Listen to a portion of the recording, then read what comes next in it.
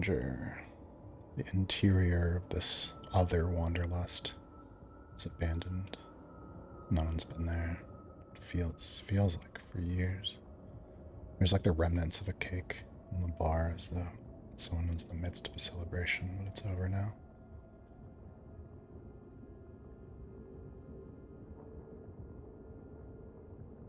How long is this after we've arrived here? Like, what is the state that we are in currently? I'm gonna have you just arriving at it for the most part, but you're exhausted. You haven't slept yet.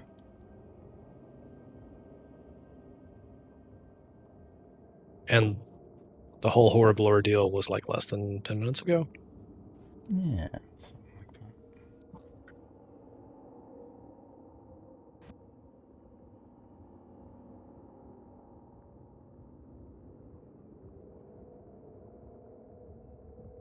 I think for the first couple of minutes. Wait, is Sean? No, there's Sean. Okay, he's moving.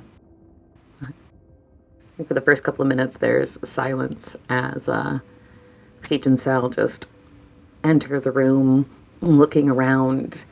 Peach is confused, but not that confused because they also were in a weird version of the Temple of the Maiden, and so she just kind of looks around for a place to sit and a place to set Sal under too. And she'll start poking around behind the bar as soon as he is situated. But she wouldn't leave him till he was settled. I think Sal would just groan into a sitting position, leaning against the bar somewhere, looking around at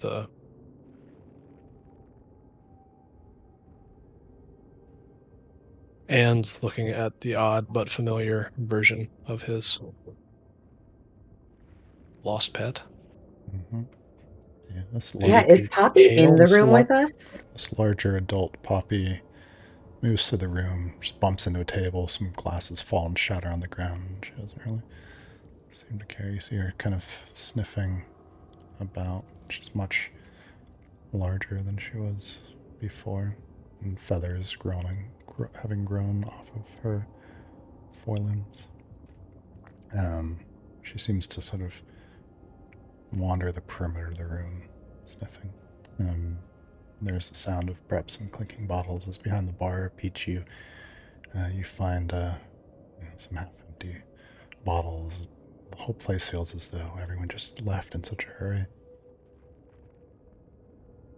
She'll pull a few of the bottles out and say, "Look, I don't know what's properly in these, but they look potable, and you need to get rehydrated so you can, get everything back up and running proper again. You lost a lot of blood out there, so just any hydration is good hydration." And she'll hand him a bottle of what she hopes is water.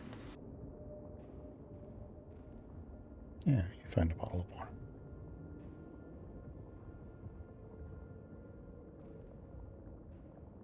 Well, I appreciate the advice. I don't know if I trust anything in this space. We used the potion from the wagon out front, and that didn't seem to do us any bother. Also, I don't know if we don't use what we've got here. Are we any worse off? Or are we any better off, rather? We're just gonna die of dehydration before we get killed by something else. Sal looks at the scar from the hole through her torso and his missing arm.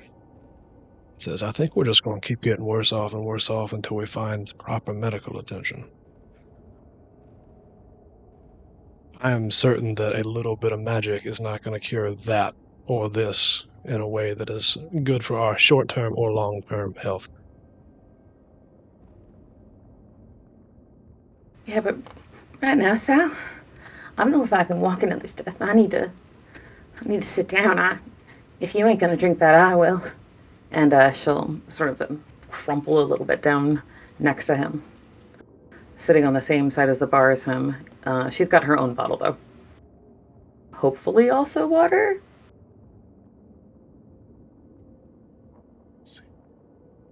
Okay. So she would pull the cork out of whatever she has and sniff it carefully. Seems clean. Peach drinks from the bottle. And if she's not immediately poisoned. Poison takes time. Okay. Well, in that case, Peach is happy to be hydrated while she's getting poisoned slowly to death. No worse than bleeding out. So she'll sit there and close her eyes for a minute and then shake herself back awake and start looking for something deep in her bottomless bag. And after a few moments of searching through, she'll pop up with with her hurdy-gurdy, pulling it out decent shape despite all the things she's been through with this bag.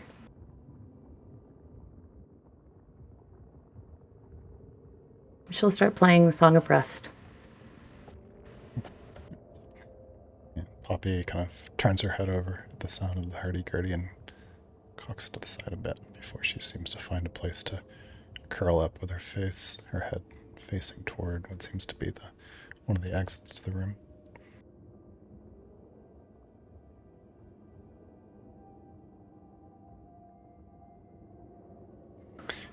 Meanwhile, I'll come back to you guys. With the other group, there was some mention of some of you wanting to scout ahead while the others rested. Is that a thing you wanted to actually do? I think that was decided against, that we all just rested far away. But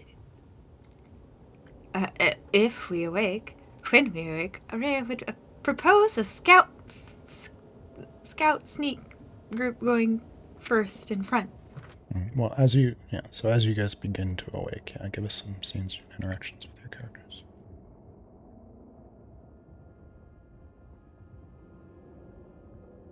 Waking up in the hidey hole, Ishalon found them. Araya finds that Ishalon is no longer there. And worries and nudges a few of her close by friends awake. She woke up, curled up next to Kibeth and anybody who's warm. Kibeth strikes me as a warm individual, fur covered. Definitely. Yeah. Okay, up and you're noisy and you're flashy and Avix, you're kind of quiet, right? Yeah, I guess. I mean, why? Well, so I imagine we're going straight into danger. You all said that you think that the bug things are coming from the temple, so I think that we'll all go together, and as we get a lot closer, more silent of us should take point. And I'm very quiet and invisible, which is like sneaky.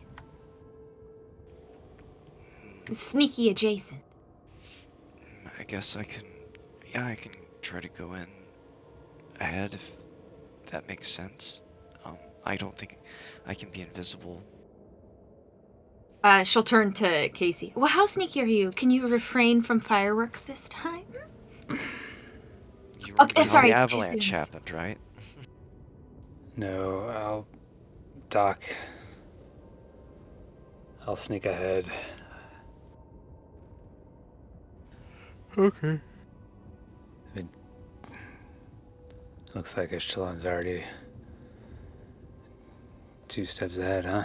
That actually makes more sense. She sort of wiggles as his shoe up. You can tell that she's a little bit excited, a lot worried, anxious to get to this place just to answer some questions in her. You can tell she's anxious. Christmas morning. Less excited than that. So, alright, how long do we have? How many hours before we get there? It's what? Out of character, 6 hours? I assumed 3 half. hours? Let's say, I don't know where you guys rested. We'll say you have 2 hours of travel left. Okay. Well, then we'll just, Araya, when we get to like an area around there that like you're really familiar with, that like looks, because obviously you know some of the stuff around it, Yeah. just tell us where to stop, and then I guess you and Casey or whoever wants to can go ahead, and we'll hold back. Right. We'll use my knowledge. Yes. Less confident look crosses her face. Okay, well, let's hurry to get there, because I know I needed some rest, but I feel guilty for pausing, knowing that they might be in trouble.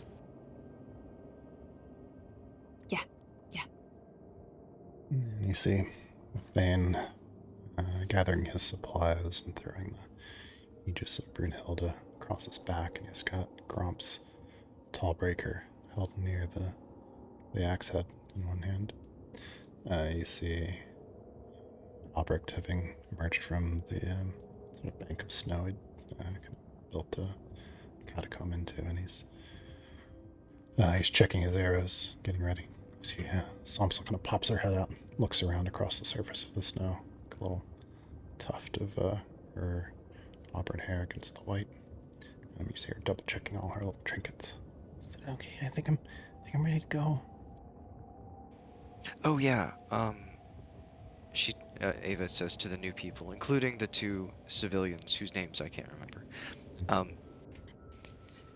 don't, if you see some, like, llama, are they llama or sheep?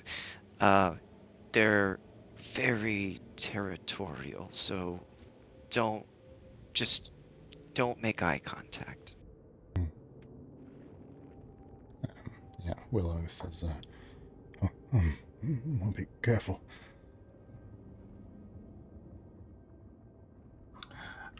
DM, I have a retroactive question. During Such a time lord.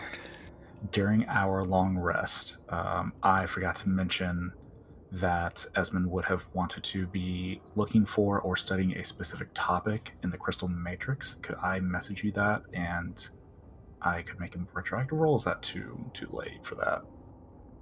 No, it's fine to be saying that.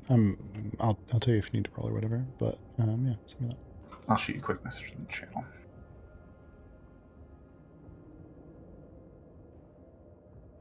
As people are packing up, Casey waves a hand twice over the small fire that they had, and dirt and a bit of snow kind of moves over it, extinguishing the flames. Only you can prevent forest fires.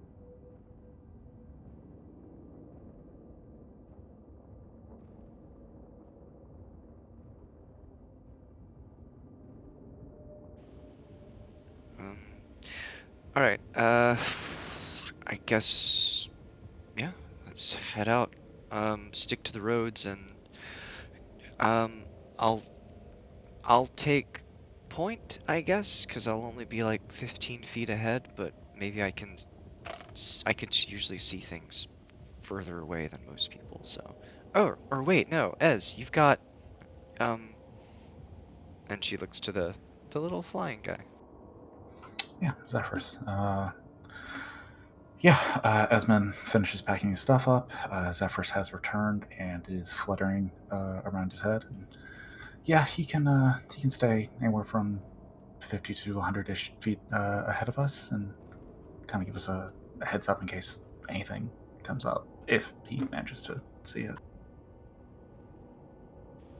Cool, I can't fly yet, so that's useful.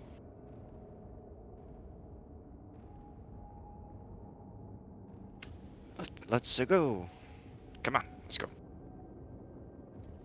Camp, you will begin to head toward the south, east, toward the Temple of the Maiden Thrice. Meanwhile, back in the place between,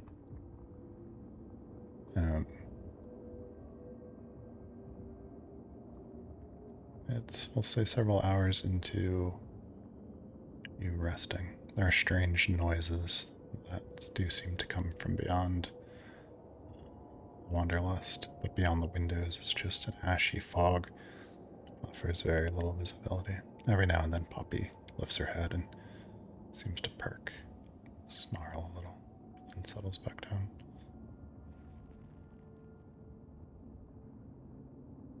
I think Would Sal's been audibly restless. The adrenaline and the shock wore off, and there's this just constant ache. And you can hear him rolling back and forth and then grumbling as he tries desperately to rest. I think while Sal is resting, Peach is taking like the first chunk of watch, because even with Poppy there, they could be surprised by the Angel of Doors in a second. Sleeping at the same time doesn't seem smart.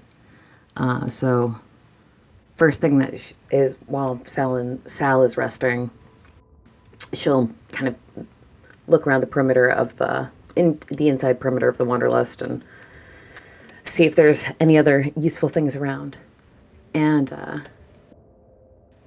then she would set up shop on one of the countertops. She looks like she's mixing drinks, but she's not mixing drinks. She's using her not brand new, but tinkerer's tools. She is crafting some ammunition.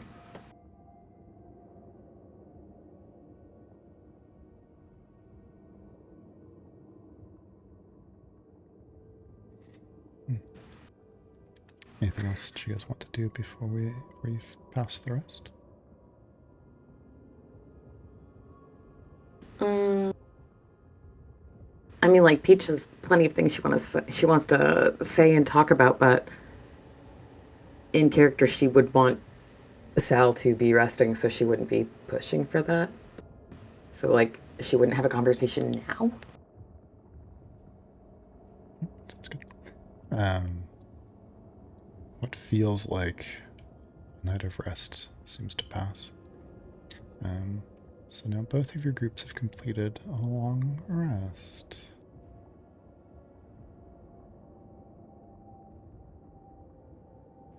We did it. I don't think I've ever pressed this button. Now, if Sal is missing an arm, does that mean he only gets a quarter of his full HP back? Or Yeah, does I'm he sorry, rest? 3/4, excuse me. Does he rest even faster because he's got less of him?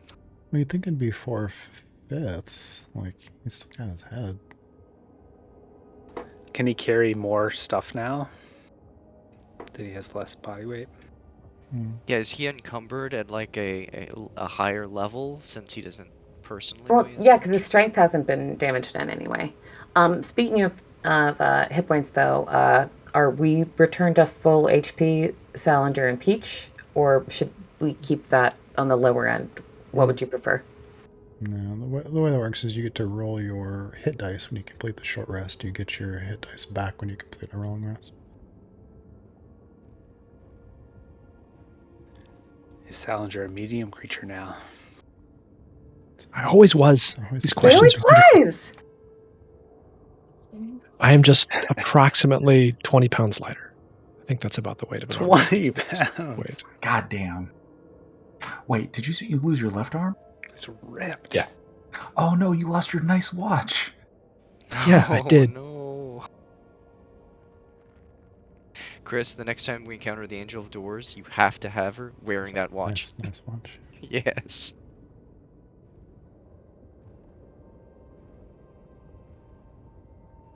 It's very upsetting. Although nothing has changed beyond the fog, it feels as though morning has come. Would you like to stay forever? Oh, sorry. No. Narrator in the sky. Hush, don't attend to him. He doesn't like it.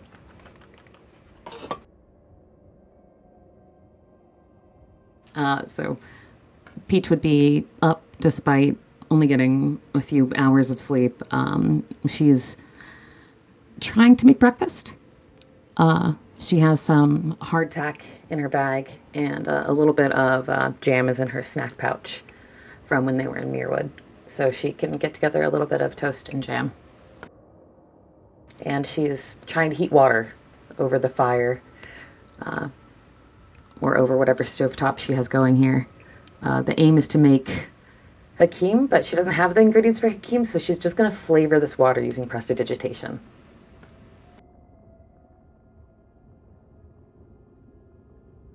As long as you make flavored water over the fire.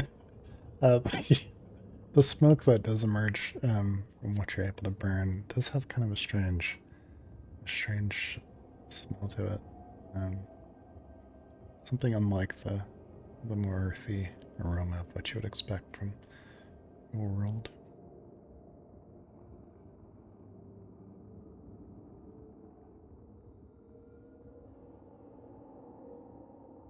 I think Sal sits up coughing a little bit to wake up to that smell.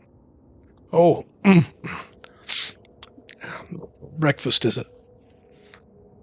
Yeah, I'm sorry, I didn't mean. You don't. Yes, there's food of some kind and a small fire, but it's out now. And he starts to get up, using both arms, realizing there's only one, stumbles, tries to make it look as cool as possible, catching himself on a knee.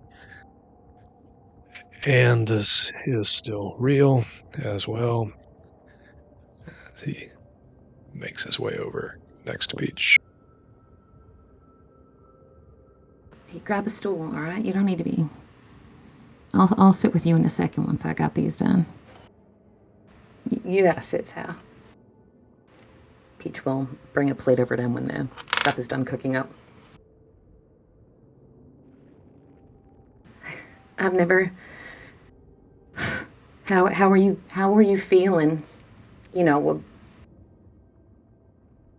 you know, how are you considering? Last I saw all of our friends, they were being buried under an avalanche, and we saw Shalati just long enough to see her. I want to tell them if we ever make our way back to them. I have no idea how I'm feeling is the answer to your question, or how to even start describing it. But we're alive.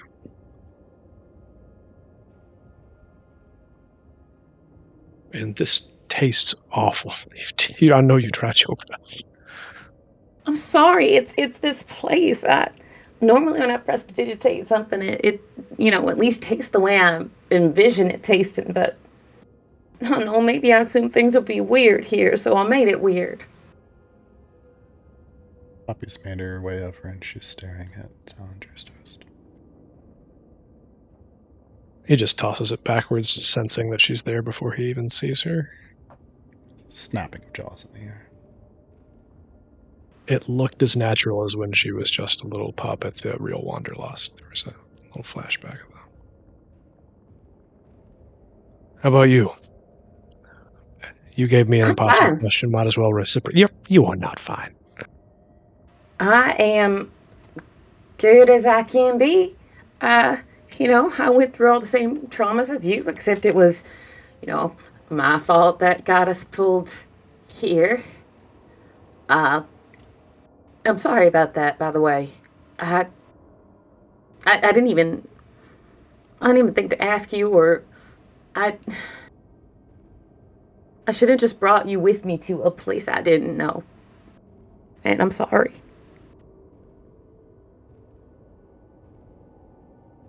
There's no way you could have meant to cause all this. But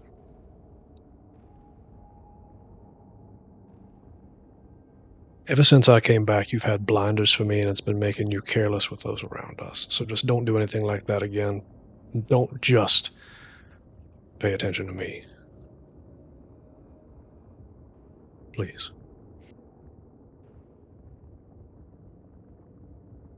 If I look like I'm about to get hurt, just take a look around everybody else too. Because if you go saving me, pulling me away from where I can help our friends, I'll never forgive myself.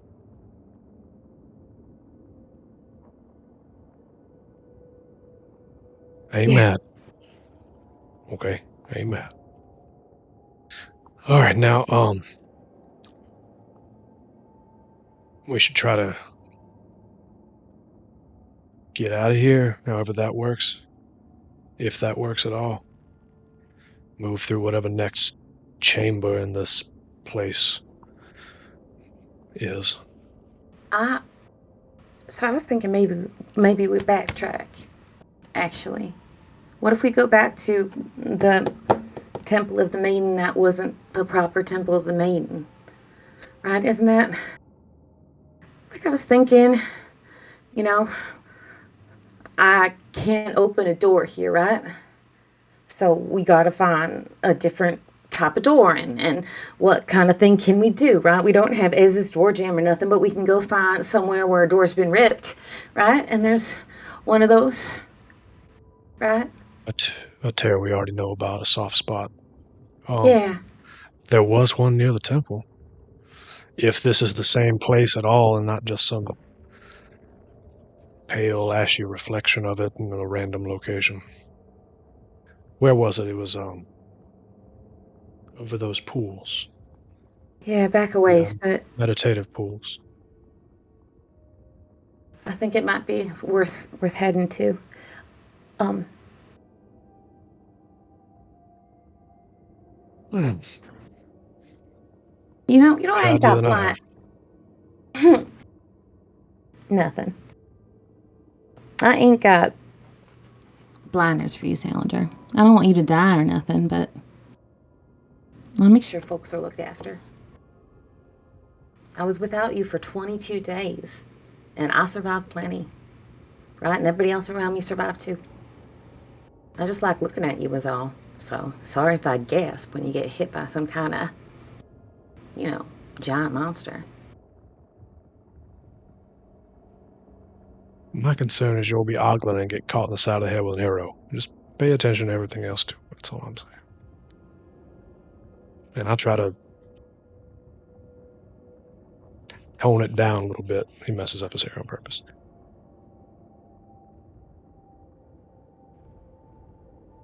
So you want to try the temple? Unless you got a better idea. I do think not. that walking forward, we would just be walking into unknown, so we should maybe go back and check, right? Like you said, a known weak spot. All right, they start backtracking a little bit. Yeah, Peach would pack up like whatever various liquids and things, like restocking them at least with like a little bit of filling the canteens with whatever. Yeah, that sounds good. Yeah, you're able to find a bit of water and something that seems like a pure alcohol, and there's a couple of spices that seem to somehow have survived, which is of must be time. You pack your things and begin to make your way back the way you came. The tunnel should lead you to a larger the larger chamber within the temple, with the overturned wagon. But as you move through the tunnel, you start to feel the crunch of, is that snow or ash beneath your feet? And the tunnel you just came through doesn't lead to the same place you came from. You find yourself stepping out onto what feels like a mountainside. It opens up into a foggy landscape.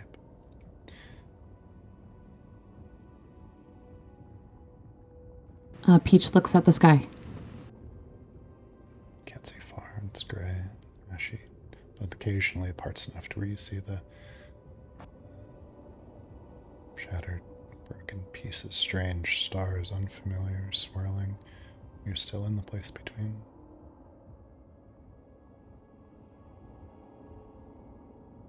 Peach will point that out to Sal. We're not back where we intended to, and I kind of thought snow and thought maybe we'd found a way back, but what do you want to do now? This ain't the temple.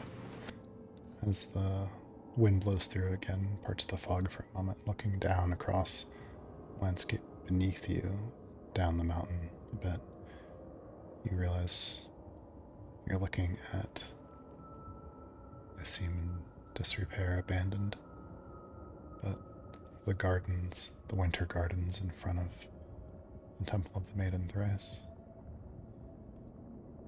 You're not on the same mountain, but you're still close.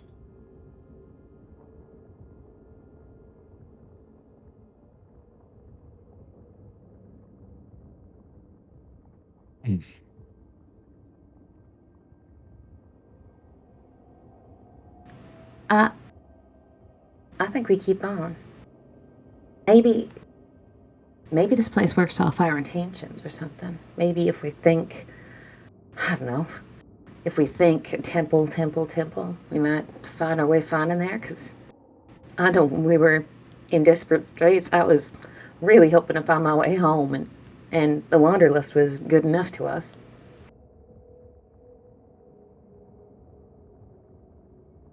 Well, at least it looks familiar.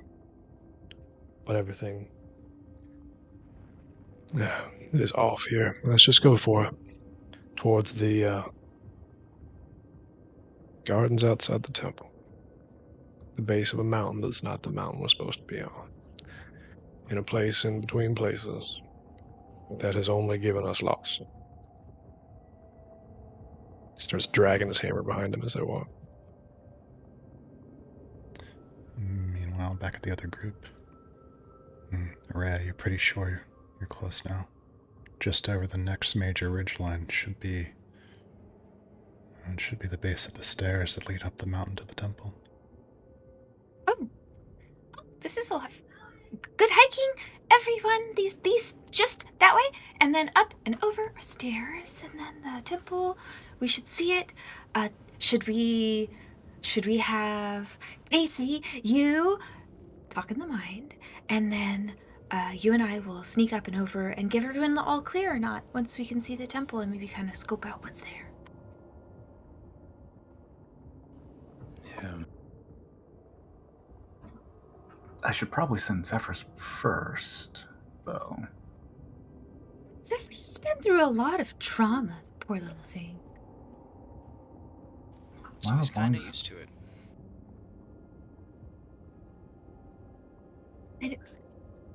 Ava, are you... I don't think I'm ever going to be used to being hit by arrows or snapping out of existence, you know, like... It doesn't... repetition doesn't make it better. I was just joking. It's like a... No, this is right. Zephyr's gonna be faster.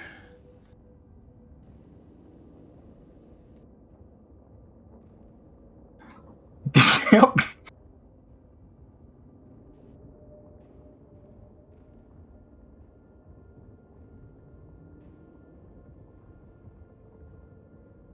This is Patrick's fault.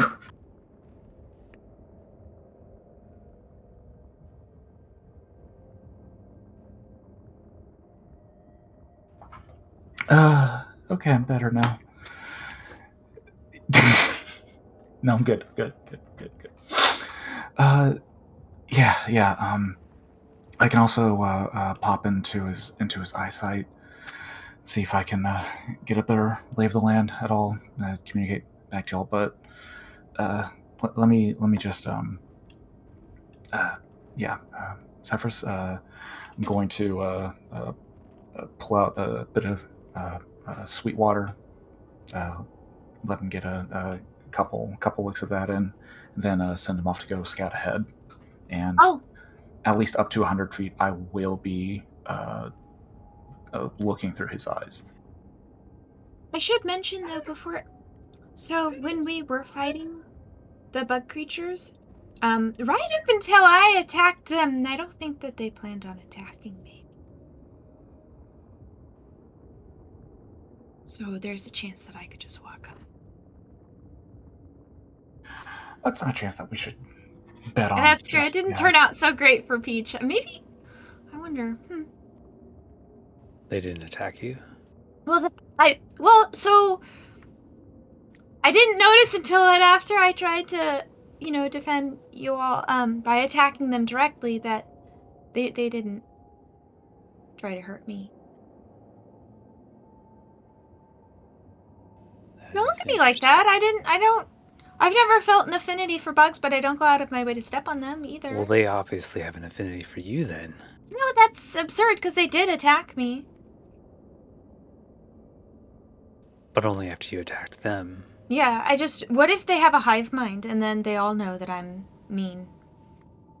Then it's an obviously an inconsequential point to make, and I just was like thinking that, okay. So I'm trying to think of everyone's well-being. Well, if they have a hive mind, then they would know what we're capable of and would be open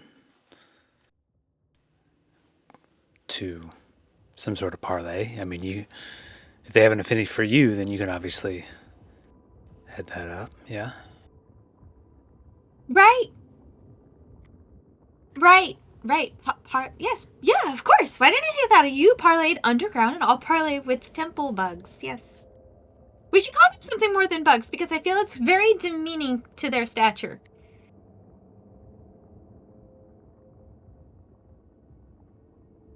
Insectoids. Large beetles. I mean, you could just ask them. Don't speak. Oh, if they have a written language, I'm pretty sure I could handle it, though.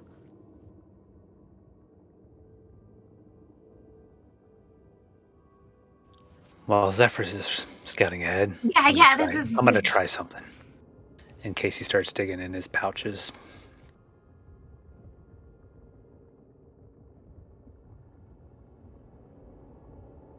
He pulls out a small sprig of mistletoe and snaps a finger, and it burns in his hand into ash. And then he starts to move his hands and speaks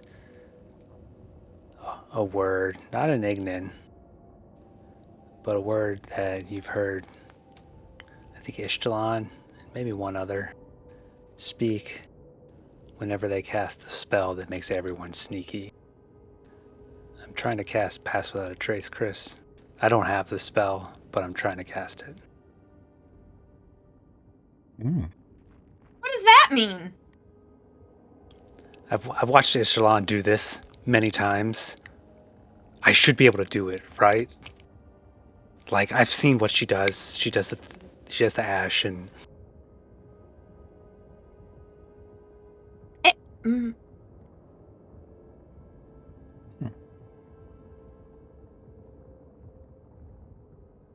Araya is watching expectantly.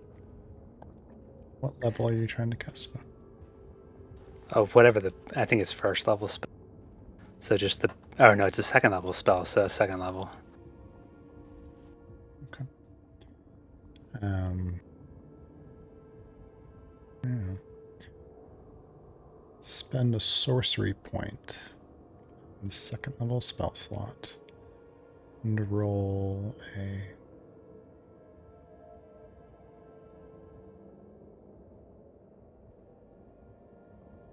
DC 22 charisma ability check. Just straight charisma? Mm-hmm. So there's chance? Girl.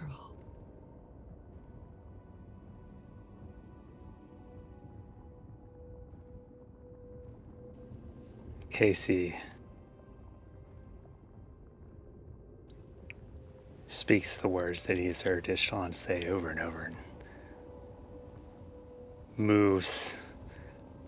It doesn't look like his movements. It looks different than how he normally moves. But he does it once, twice, 3 times before the words get louder and louder, and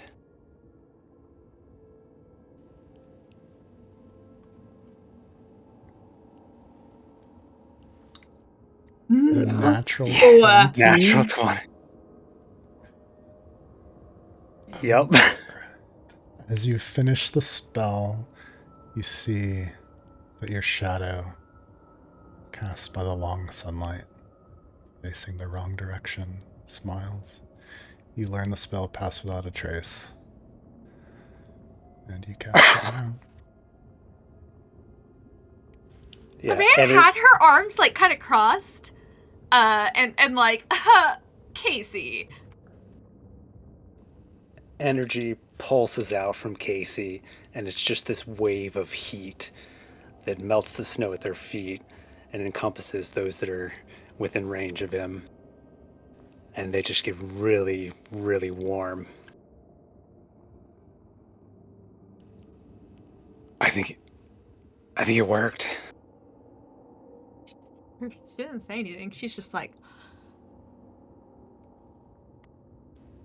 No, I mean, you don't understand. I've tried this so many times, and he runs over and like hugs Araya tight. Good, yeah. oh, what?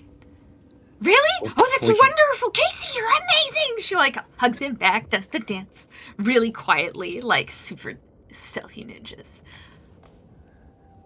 We can sneak up now, and he kind of like walks around in the snow without leaving any footprints.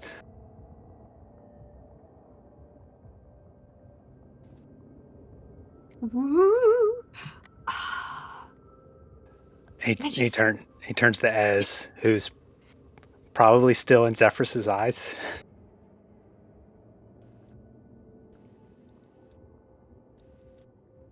We'll have to wait. Well, wait. Well, we want to see what Zephyrus says, but oh my god. It was amazing. I didn't know that you could just kind of figure it out by watching other people. I mean, that's what I've done with all my spells. Well, I've never seen you successfully figure it out in front of my eyes. How many times did you try this before?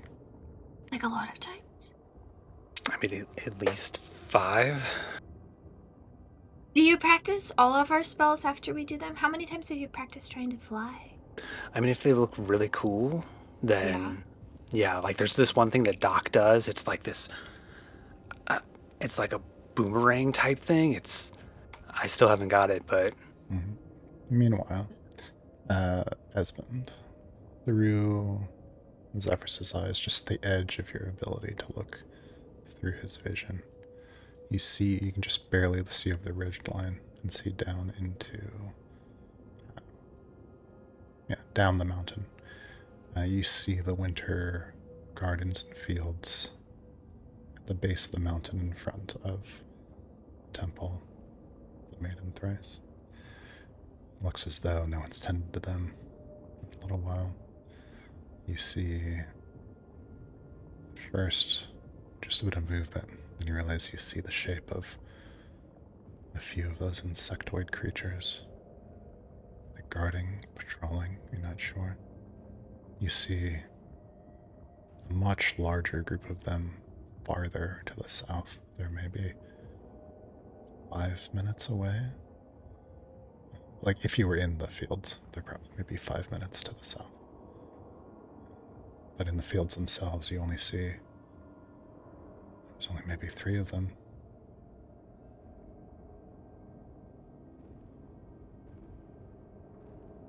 So total head count is roughly 8-ish. Oh, there's a map.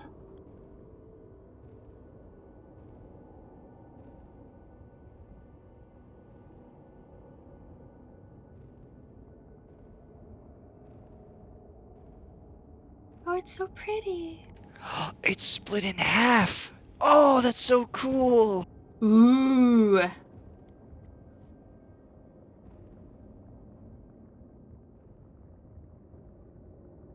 Peach and Sal have the mirror world cheat on. Yeah.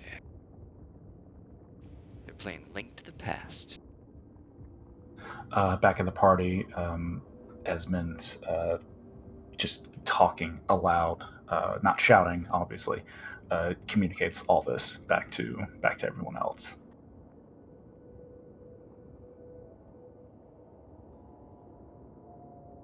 Oh. Well, that... Okay. So, can you hear us now? Can like to his ear. Can you? So are you still Zephyrus? Does he hear? Like, how injected into Zephyrus are you? I can't see or hear anything when I'm looking through my familiar's eyes.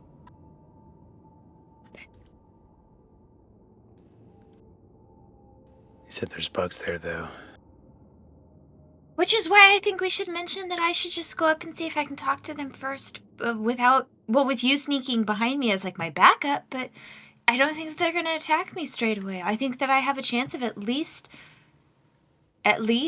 Peach tried the same thing. No, but you don't understand. They were ready to attack Peach outright, but they did not want to attack me at all. There's a reason for that, right? It's worth a shot. What? I mean, they're And just... if they start attacking me, I will turn invisible and run. And I'm extra sneaky. Okay, they hit really hard. I will not put my if they come straight at like attacking me, I'm not. What completely. are you gonna do if they don't attack you? Talk with them. I don't think they speak common. Well, then I can gesture and sort of be... I want to know where the priestesses are and if they're somewhere within the temple. Or perhaps have safe access. Or if they... There's pathways. Maria, I've known you for several years, and sometimes I'm confused by what you're trying to say. I don't know if you're going to be able to communicate with these things. But if you think you can... alright. I guess... Well... Are we far enough away to... Well, she shakes Esmond a little bit. Hide that. He's 100% Zephyrus right now. Yeah, well, he can't see or hear, but I think he can still feel stuff, right? Oh, well, that's silly. Yeah, you feel yourself get shaken. Yeah, Esmond will come back. What? What? It's like that scene from Airplane. I'm just shaking him really hard. No.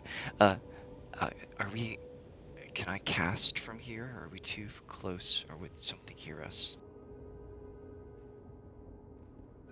I think it's relatively safe to cast unless you're about to... You guys are still in a safe place. Okay. I'm gonna give some health. Araya wants to try to communicate with them. Casey's gonna be her backup. She's... That's a bad idea. They weren't I gonna thought so attack me. Well, I just need to see if the priest... Don't you think it would be a different tactic for how we handle anything if the priestesses are being held captive by bugs? I guess so. If I could just walk... If they don't plan on attacking me, I at least can figure out if they're even there at the temple. Okay. Well, we have to go to the temple anyway. But if you think this is something you want to do... But I also think that if they're not attacking me, that there's a reason for that, and maybe there's some understanding that can be had. Not every creature is... I know that Peach tried to talk to them, but there's something. There's something to it. I don't know if these creatures can be reasoned with. One of the visions I saw, it had like an almost humanoid-esque like version of one of these things. Huge. It seemed to be like... It seemed to be their leader. And I saw them like as an army marching through the tear. I don't think that there's going to be reasoning with them. Right. The little ones, definitely. But I think we can get inside without being seen. That's okay. That's true. Oh! I'll just use my maybe they're nice to me as a get out of jail free card for us getting sneak close. What? I thought you were gonna try to go invisible. Well, yeah. Well... Can you do that twice? 2 different ways. Oh, okay. We're all going in. We're all going in, though, yeah? Okay, so... But first, wait. No, and if Zephyr's already looked ahead, maybe we should all just go in no matter what. But I go up front. No, I should just see how they you and react to me. Yeah. Okay, we're going. they don't have to see us until we get inside. So you want to? Okay, all of us to sneak in. Okay, and hold on. And she's gonna cast, and she does some magic, and Araya, Esmond, and Ava are gonna get plus 28 to your max HP for the next 8 hours. And she's like, all right. I mean, who wants to lead? I'll be as quiet as I can. I feel pretty confident because of what Casey did. Samsel says, are we all going, or are some of us staying here? Samsel, you and the crap. civilians should really honestly stay behind. This isn't us protecting you from something that we might find along the way. This is us going someplace that is absolutely dangerous. We need to make it safe. Oh, shit. But what do Yeah. you mean? Okay, just think of what happens. If they stay here, Hidey hole. yeah, that's only for an hour. If we go inside, at some point, if we have to get back out, or if we can't get back out, there are a bunch of bugs around here. It's bad if we take them with us, and it's bad if we leave them behind. Yeah, but then we spend all of our time, instead of doing anything that we put them in direct danger, staying away from the temple directly and hidden off the side until a set meeting point later on. Like taking them directly into the fight one swipe.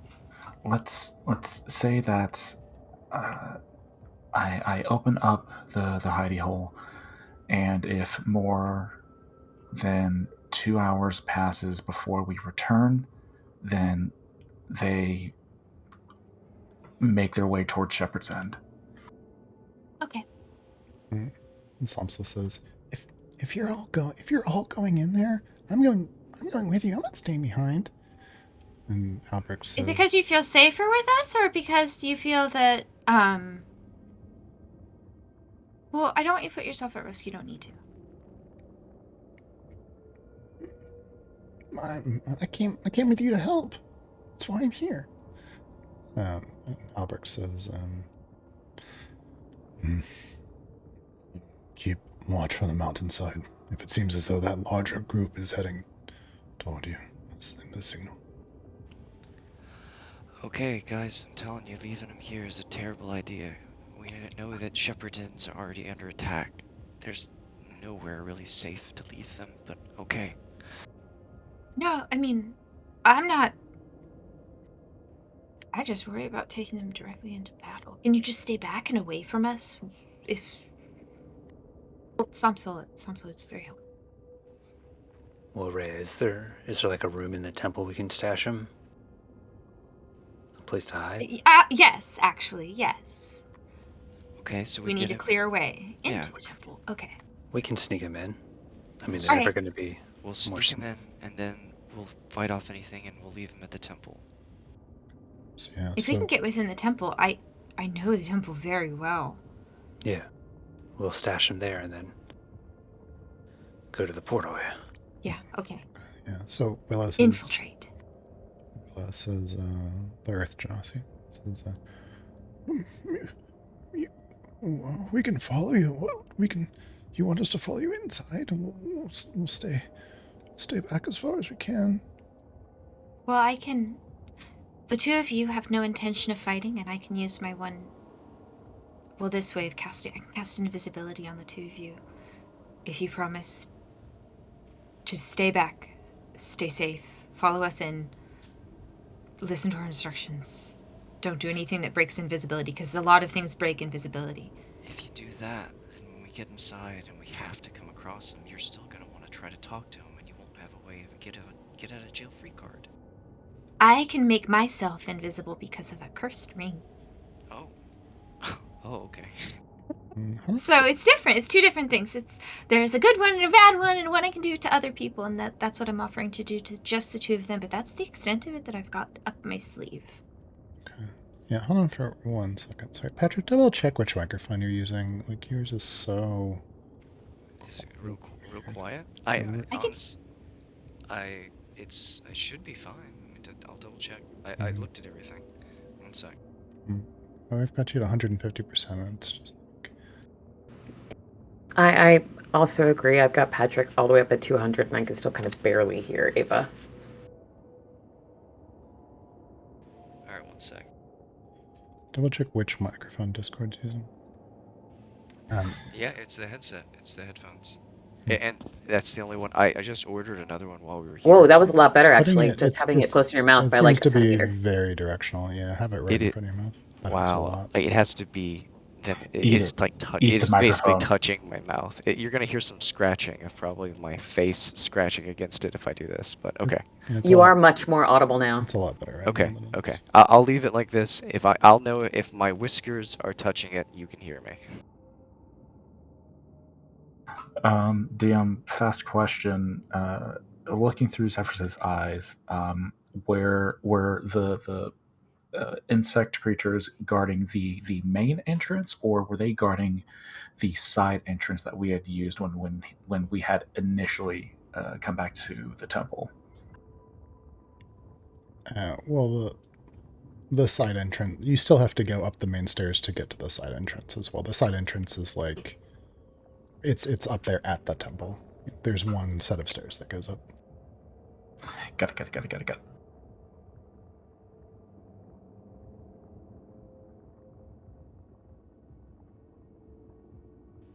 So we sneak everyone in, stash these few, go to the portal. Okay. Let's do that. Okay, that makes a lot more sense than trying to talk to them. Well, if we encounter a big one, you're taking the lead. Yes. Let's not encounter any of them. Before we leave, Esmond is going to cast Gift of Alacrity on. Not me. Cast it. No. Cast it on Araya, actually. Okay. If I can actually make 4 of you invisible, who's the loudest? Kebeth.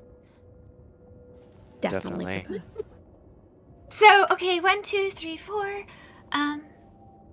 Our friends from the road. Kebeth, and who else? Who's the most likely to fail hiding? Casey looks at the willow Fane. and the other one. Fane. Get over here. Right. And just so everyone knows, if you've had cast without a trace cast on you, you are uncomfortably warm for the duration that you have this active.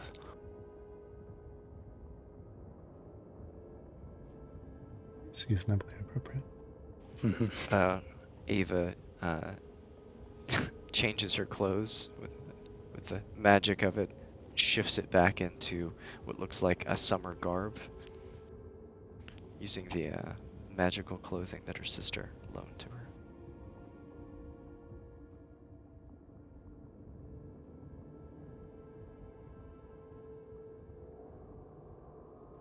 You see, the requirement of twin spell is that it targets one person. If you can't twin it if you're targeting more than one person.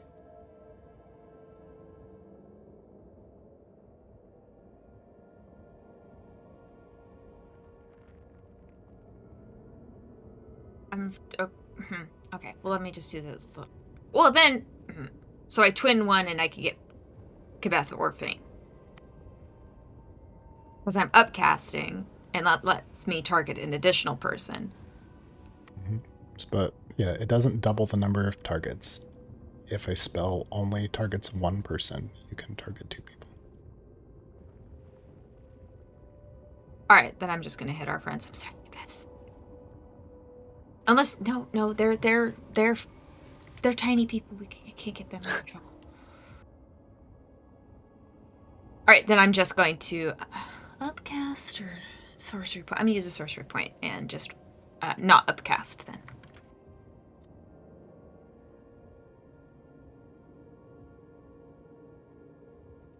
Okay, so you're casting that on Willow and Spruce?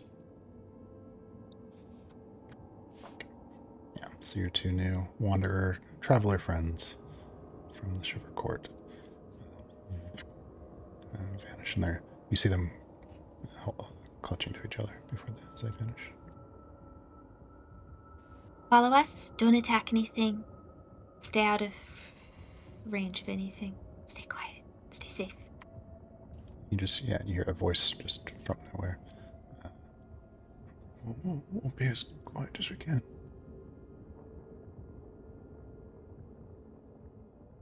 All right, let's get moving. See if we can dodge these bugs, yeah. Meanwhile, at least between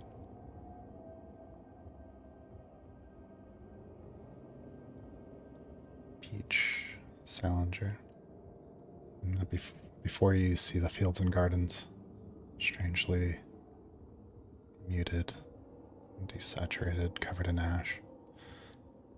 You see the long stairs, stone stairs that wind their way up to the temple. But as you're slowly moving, approaching, you see a strange thing, like almost a distortion, like something just folding out of itself, black, odd and shadowy, right near the middle of the gardens. It's almost like a person, but weird, hunched, like one arm's really long, and there are jittery, erratic movements to its body. You see it. It doesn't seem to see you, notice you yet.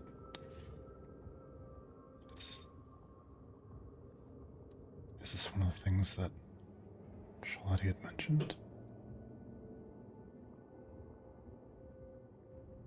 So it seems like, sorry, out of character, seems like an entity, not like a strange, tear. shadowy entity. Okay, cool. Thank you.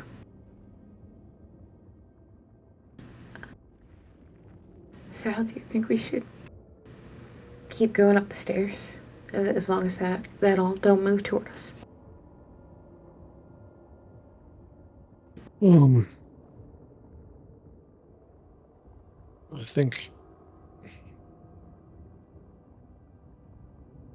if we can sneak by it, maybe we ought to.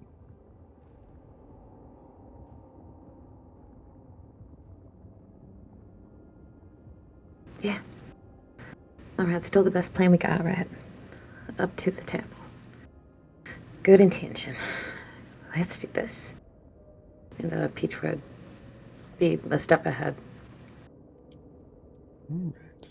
And let's take a quick little 5-minute break for the restroom.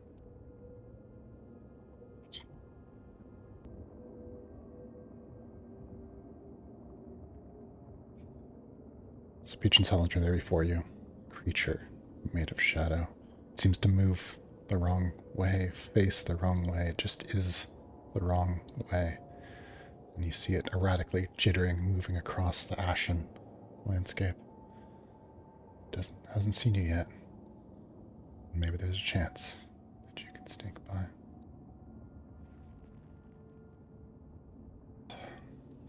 So, I guess as you can see, we got two familiar maps here. We'll see how this goes. We'll experiment. But as the other group with your pass without a trace begins to sneak down the mountainside and towards the valley that has all the gardens and the fields, there are just a handful here of insect creatures. But as you're moving the very outskirts of the field, still confidently hidden, you glimpse that there are a couple more farther up the stairs as well. Yeah, I think seeing that there are more, Peach would stop and say, we need to have a better plan. I don't like the sneaking plan anymore. There's too many of them. They're going to see us, and then they're going to chase us. Is it the dark monsters are on the stairs, or are the monsters in the light world? Coincidentally, it's both. Peach spots okay. one, another one on the stairs, but then in you see more insects handful of insects on the stairs as well. Not many. 2 or 3. Oh, so what's the alternative then? We can't sneak by. I don't know, should we attack it from a distance? No, because then it would draw all of them. I know I'm not good at this part of anything. This is usually where Esmond and Casey take the lead, you know? One has reckless ideas and the other one makes them safe enough to do. Well, I know both of them well enough that I know what they would do in the situation, so how about this? Pulls a coin out of his pocket. Heads, do what Esmond would do. Tails, we do what Casey would do.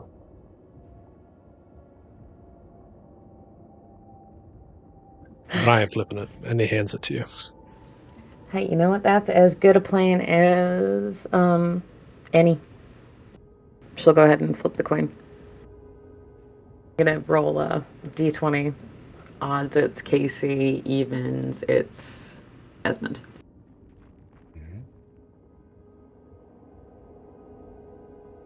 Odd. That's Casey. It sure is. He confidently starts marching towards the shadow creature directly in front of him. Hey, no. You And gotta tell me what you're doing. immediately says, "You, we are trying to find a way out of this place, and you are going to show us how." The creature's head turns around in a way that would break a regular person's neck. Its body follows just a moment later. There's screeching way off in the creature that seems like a dozen voices and begins to charge toward you. Let's have everybody roll initiative. Though I think, okay, for the top group, are you all sneaking together, or are you having people like? I know you've left some people as well. Are you basically all just trying to sneak by? Yeah. All of us are sneaking, but I was up front. Okay. Well, you people in the on the top map, kind of arrange yourselves how you want to be in terms of your traveling order. And roll initiative. Because you're not necessarily in combat just because you're in initiative. Oh my gosh, our characters are so tiny. Do you guys want to use the like left to right? The Yeah, further which to the right you direction go? were we coming? Sorry, you're coming from the lower left on your map, and you're trying to get to the upper right, like rock Yeah. stairs. Yeah, so that'd be up front, and I'll be in the. Okay. And I'm in. I got a question. What? My internet crapped out right as I heard you say roll for it. And I was like, oh no, what's happening? It wasn't us. It wasn't us. We're just a just in case initiative thing. It was Salinger all on his own. He didn't even say what he was doing. That is, I mean, that I is know not what he was. true. It is not true. It is the coin. The coin decided what was going to happen. It was Salinger's interpretation of what Casey would do while Casey is actively sneaking. I think Casey would give him Casey, give Oh my me a God, score that's true. out of 10. Casey's score.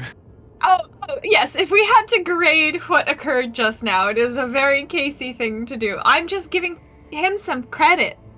Also, He's my sneaking advice with us.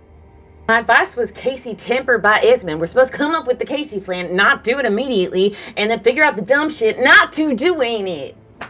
It's only dumb shit in retrospect, but you guys now also have to have the wild luck of a Casey. It's like a 7. I mean, you say your name first so they know who you are, so they know who they're dealing with. Shit. Forgot the introduction. That's why it went wrong. See, that's why they know you as a Langy, okay? You don't introduce yourself proper. Get remembered wrong.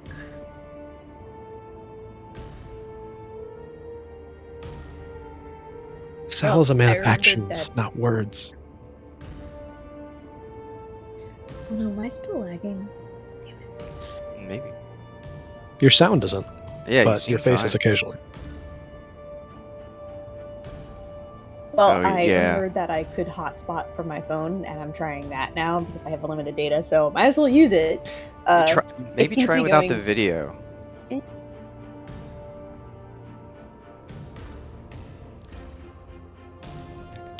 How does it sound right no now? idea if I'm lagging for you. You sound fine. Keep trying. You sounded like you were hesitating for a brief moment and then said what you were trying to say.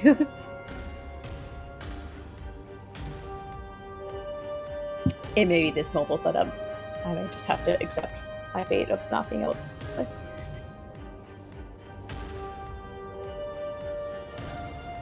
So we managed to sneak by them, right?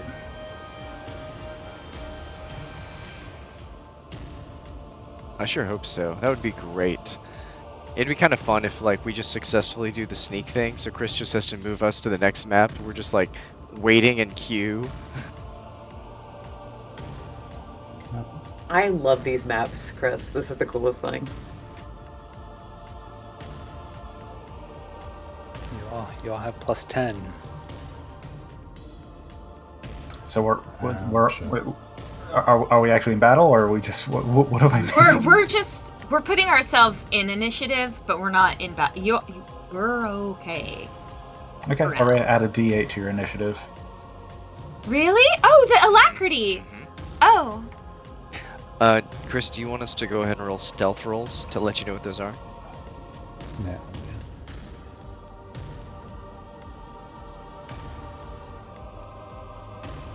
Now I'll have you roll stuff when there's a chance you can call. I just have to fix the initiative thing. It did the thing where like it shows me no one's in initiative and then you roll, there's 3 of you. In fact, yeah, let's take too long. I'm going to clear the initiative list and just re-roll your initiative and fill it in with the original number. 2214. Okay.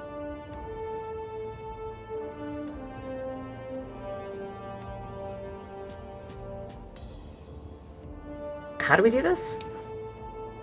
Re-rolling your initiative, click your mouse inside the number where it shows your initiative number, and then replace it. Got it, thanks. It's so good that I get to have the initiative I previously rolled. I just rolled a 1.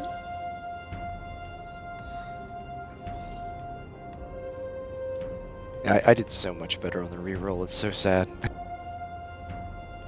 Yeah, me too. It's the worst kind of discrimination. Hey, you know what? It balanced out. Otherwise, I'd have a 1. Come now. That's true.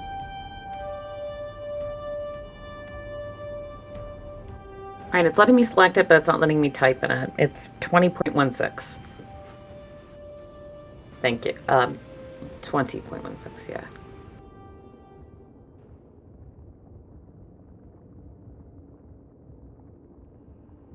Thank you.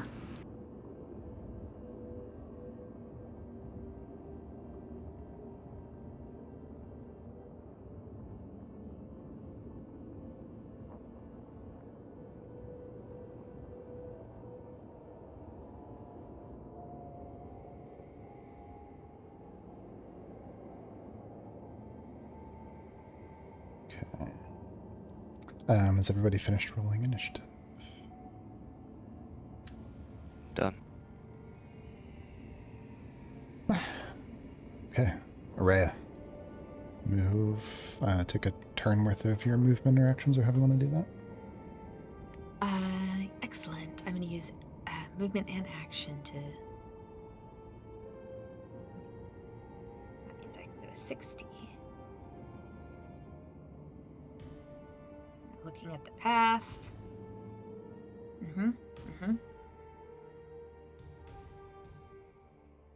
Below the purple thing. And keep in mind, standing in the open, like, is not an opportunity for stealth. Like, you have to kind of be reasonably somewhere where you can be hidden. Like, we're Can I be inside the purple bushes? Yeah, bushes will count. Yeah. Okay. And Peach, the Salingers move forward. You see that this creature has turned. It's running toward you. Or toward Salinger specifically.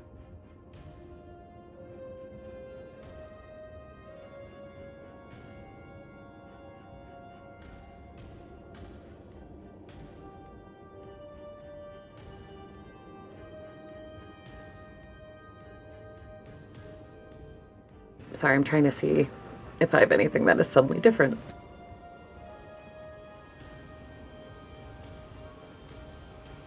How far away is this creature from us? About 90 feet from Salinger. Okay.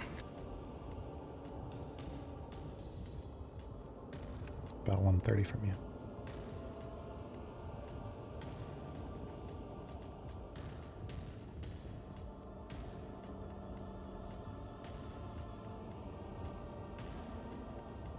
Peach will, kind of cursing to herself a little bit, say, Sandra, you're not supposed to run in.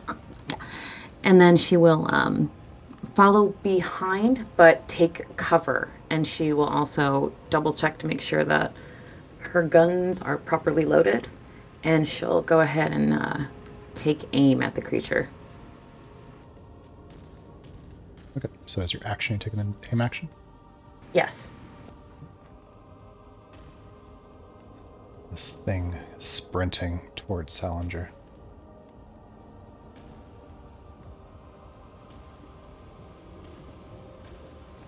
Looks like it's about there. Kabath.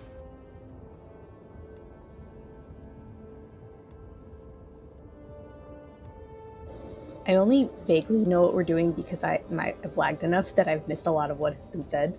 Oh no. What are we doing? Tell you what, just kind of, is your internet,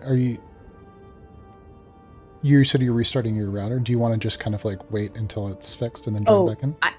I am on my phone, like I am using my phone as a hotspot at this point. The router did not work better. So, Okay, well, like I'm getting more of, like, it's better since I've been on my phone, but I missed everything was said before about setting up this whole scenario. We're sneaking somewhere is all I know. Okay, I see. What am I doing?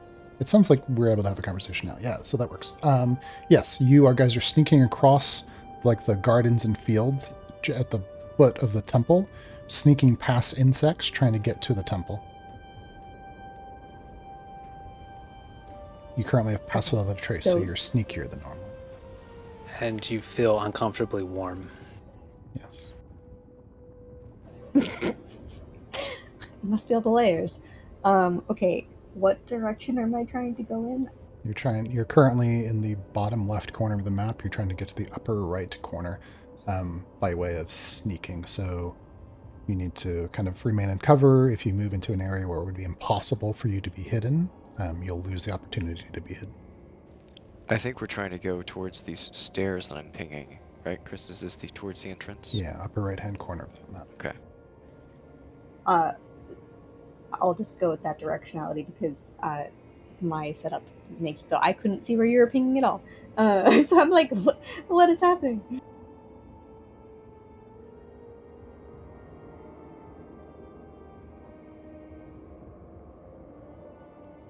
Let's try this. Actually, yeah, Kabeth, Esmond, and Casey, you guys all do your turns at the same time. Let's see how that goes. Because you guys are not in combat. So can I just like say that I'm following the people behind them and then roll to see how I do? Sure. Yeah. I'll have you guys roll stealth when your stealth is being challenged. Yeah, it's my computer is just going so poorly. Somebody needs to just move me along with somebody, and I won't outrun anyone at this point. Sounds good. Casey can bonus action dash, so he's moving 90 around.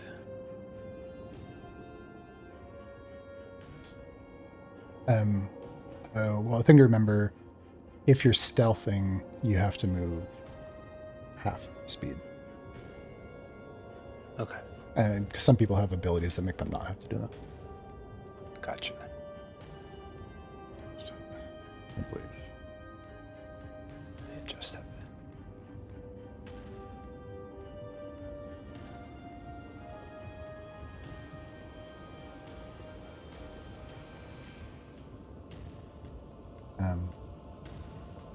And so, yeah, I don't know if you heard. Esmond, go ahead and take your turn at the same time. I'm going to have Typhon and Zephyrus move with me. Zephyrus is tucked into Esmond's scarf, I'm just going to use my movement, and for my action, Esmond is going to pull out some bits of scrap from his bag and is actually going to tinker a little something, quickly put something together. Okay. And he's just going to hold on to that object. Sounds good. Yeah, actually, Doc, take your turn as well. Okay, I just moved myself a little bit.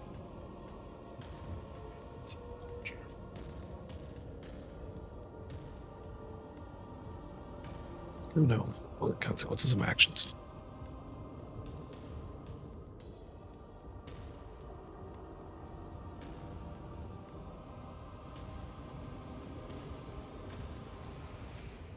So that's 30.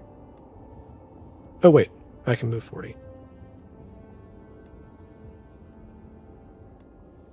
So Sal will continue doing as Casey would do and charge in head first. And as he's running towards this thing, he used his bonus action to make that same sound he did before to try and command Poppy. It's like a low guttural growl, but with the high-pitched scratching sound of claws across stone or nails on a chalkboard. Yeah, he is under your control. Didn't want to assume. Then she will fly right behind me.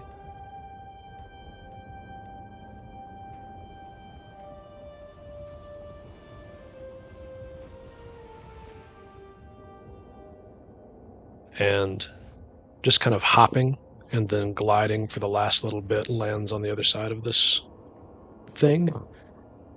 She'll snap with her jaws while I awkwardly try to one-handed swing this hammer over my head using my body weight to swing it down. I'm assuming I'm swinging with disadvantage or something, having lost a limb. Yes, currently disadvantage trying to use the two-handed weapon with one arm. Okay, so I'll have to be reckless for this to even have a chance.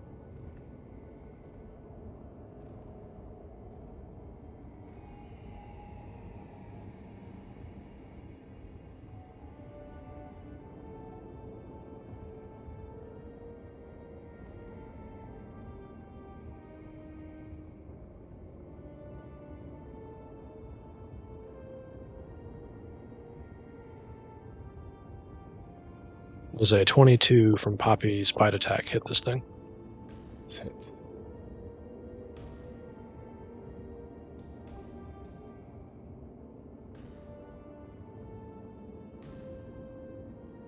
All right, as her jaws clamp down onto it, there is a splash of acid from her mouth, and she does 9 piercing and 2 acid damage. Yeah, she bites onto this creature. You see almost different versions of it, screaming, wailing, sort of overlapping one another, as though it's having 5 different possible reactions to this happening. This thing makes me very uncomfortable. I will swing with Sal. I'll just...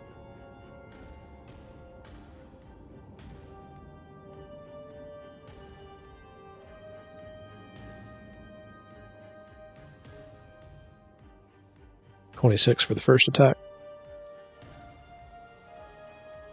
All right, so 14 bludgeoning damage, and then Poppy reacts and spits another spray of acid on the thing, dealing another 6 points. Right, yep. Though whatever's keeping this creature's form, the blows from your weapons, the acid, all seem to be affecting it. You can see almost more wafting shadow curling off of the creatures. Each of your strikes seems to be reducing it more and more and more. It's keeping less and less of its form. But each time you strike it, you see the different blending reactions, almost as though different possibilities all existing at once. Jeez. All right, and with a pivot of his heel, he'll swing 360 to try and swing the hammer again, awkwardly with one arm.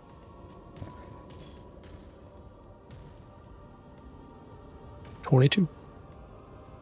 22 hits. And another 16 bludgeoning. And all of this is magical, right? Yeah. Nice, yeah. Another blow almost makes one version of the creature stagger out of place, but the rest of it stays where it was. You're definitely hurting the creature. And you see its many faces fix onto you and Poppy, and one of them turns and looks at Peach.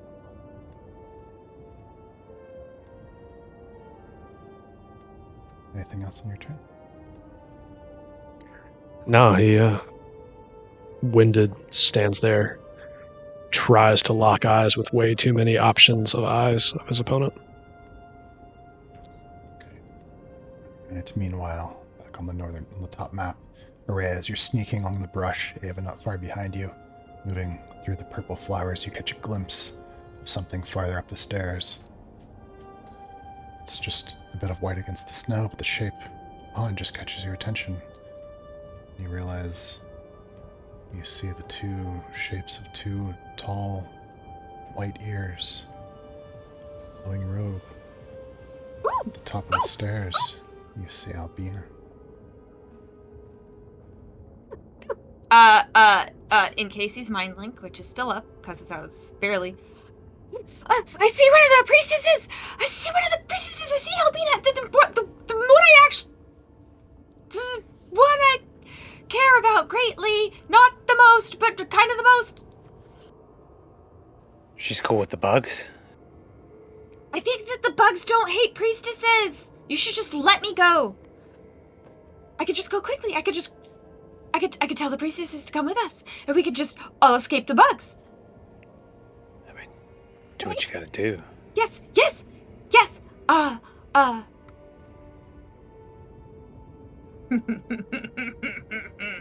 It's your turn. What do you do? I'm gonna turn invisible and use my full movement to just go straight up the path. Okay. Are you using the ring to become invisible? Yeah.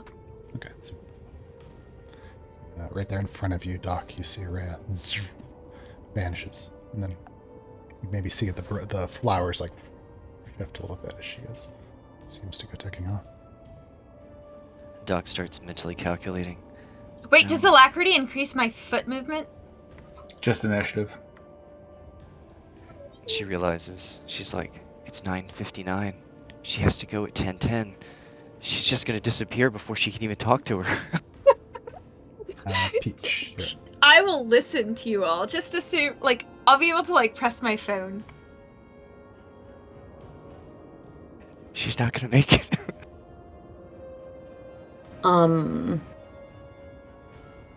Stuck between two things. Oh, you know what? She's already taken aim. Peach is just going to, I can't do a cantrip as a bonus action.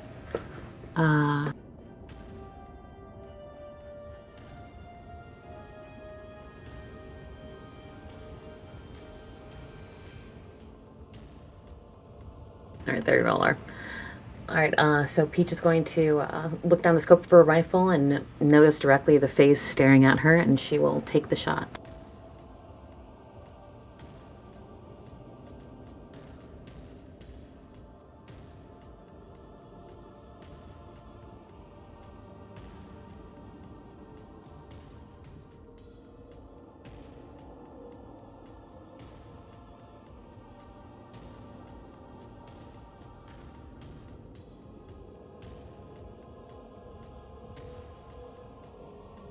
Gun crack breaks across the field in 18. Is that what you got?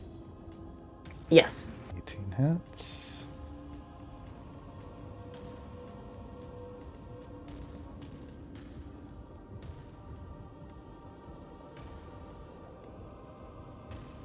And that'll, Peach, after the, Question. Oh, no. The attack from the regular ammo that you have, is this magical? No, just piercing. Okay, you see the bullet passes through the creature, hits the rocks behind it. No effect. Okay. All right. Good to know. Peach, seeing that the rifle had no effect, she'll just say a very soft swear and swing it onto her back, and she will move forward. And she'll just do her movement to kind of the top of this little hill here. And that'll be my turn. The creature there in front of Salinger. You see its body twistically, erratically jerking around, and then from it, a sweeping arm with claws made of shadow come straight at you.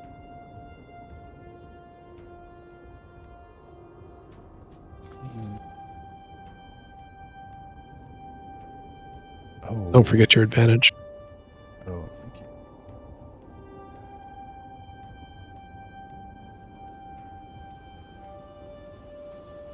It's a 16 currently hits your armor class.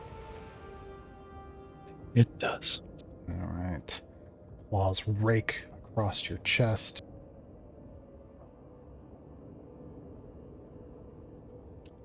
You take 20 points of force damage.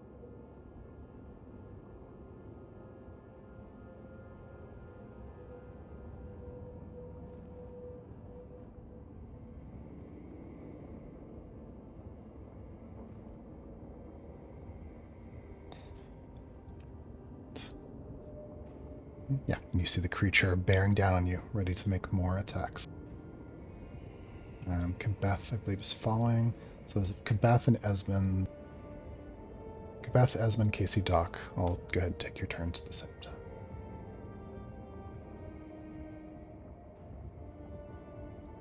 Oh, wait. Don't move it. I forgot a thing.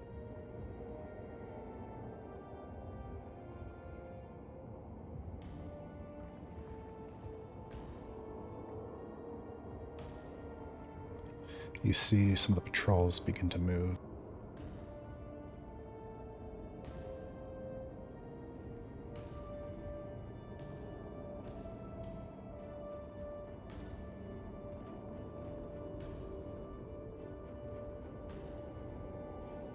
That was almost good. Okay, now you guys take your turns.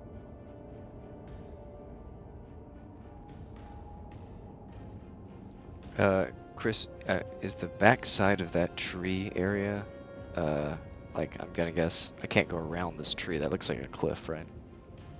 Yeah, there's kind of a cliff back there. Okay. Can I stand on one of the rocks off the path, ideally? Yeah, I think so. Okay. You're invisible right now. I'm gonna double. Yeah, I'm fully invisible, but like I'm not gonna let them like we're both simultaneously moving, but she's not going to be like standing in the pathway to be trod upon by a. Like I know we're out of sync with our turn-based strategizing, but I'm. Sure. Yeah. Nobody had moved me. You didn't move me last turn. So I figured it out this time. I moved it myself. It's lagging. It's not lagging so bad that I could actually move. So, am I super far behind? You're in the bottom everybody left-hand now? corner. Yeah, I'm just up There at you you are. next to Ez, so that's where you are now. Yeah, You're there you right go. now. Okay. Thank you. On my turn, in the mind link, Esmond speaks out to you. Hey, where'd Aurea go? I can't see her. She's sneaking that well. She saw one of the other priestesses, so she's moving ahead. Yeah. Wait, no, I don't think that's a good idea. Why not? Can I see the priestess from my current location? Now that Casey pointed it out, yeah, you kind of peek around from where you're hiding, look around the rock, and you catch a glimpse of. Well, you've seen her before. That's Albina. That's one of the priestesses. You see her standing all the way at the top of the stairs. Just barely catch a glimpse of her.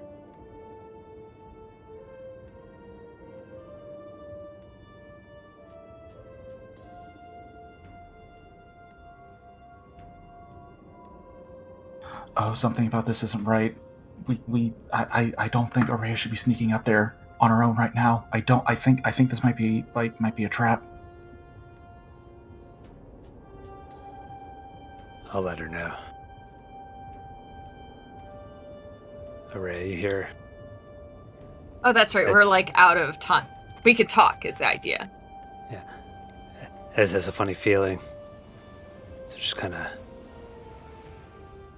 I'll stay invisible. I'll stay invisible. Oh, but I'll stay invisible. They don't know I could do this. I haven't seen them since this. Yeah, we'll be right behind you. Just, tread lightly, yeah? Salinger.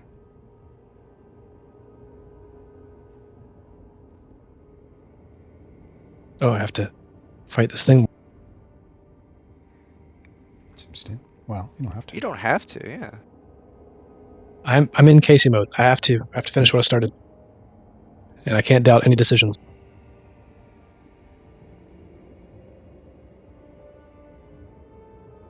All right. So I'm going to use Favored Foe for the first time, since I've never remembered to use it before, and attack this thing again.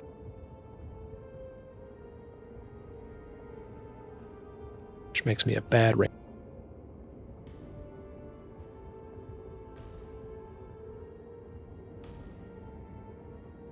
So 27 to hit with Reckless, doing 15 plus a d6 acid from Poppy's reaction and a d6 from Favored Foe.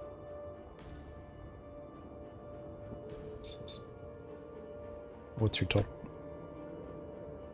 Total is 21. Right. As there are wafts of shadow coming off this creature, you see its body beginning to break down, and you realize you have bloodied this impossible thing. Oh, well, if it can bleed, and he'll take a second swing.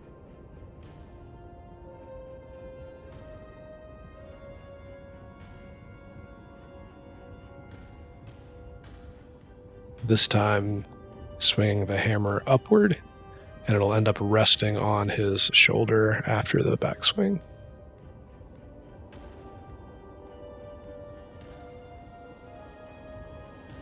Oh, goody. I clicked the wrong weapon, but that was still a 20. Can that count for the hammer? Yeah, the dice roll is fine. Okay, cool. Let me just roll the correct damage.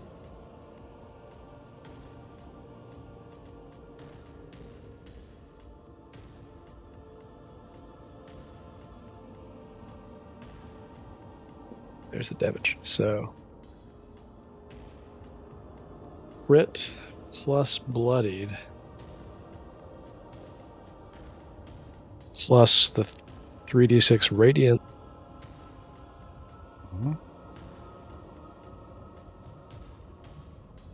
is 12 plus 17.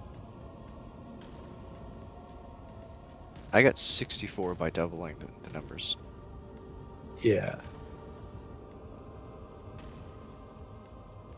But I didn't double Plus it. Well. the d6 for Favored Foe, or is that only once per round? Favored Foe might only be once per turn.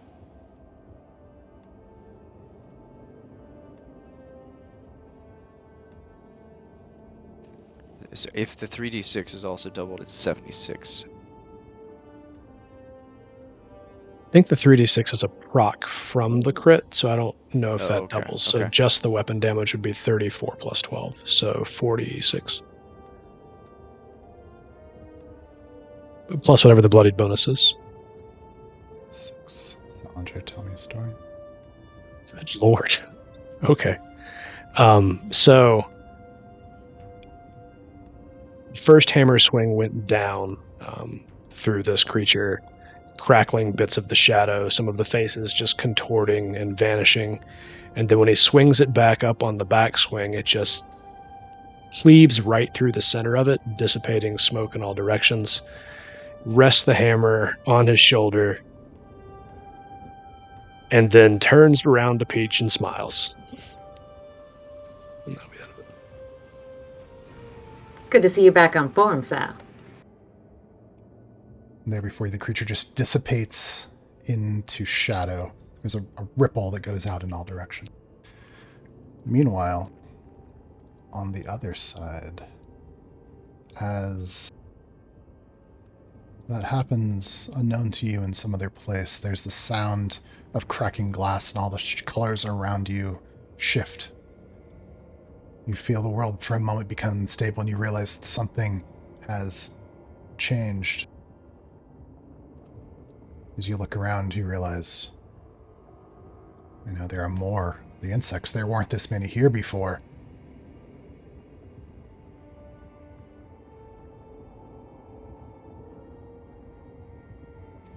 Boo.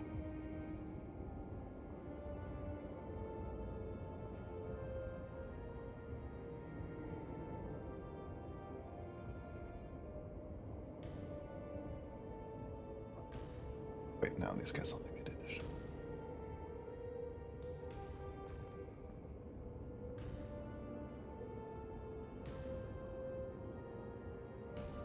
However, the change in the appearance of this creature puts a couple of you into vulnerable positions. Casey, Doc, Esmond, please roll stealth ability checks.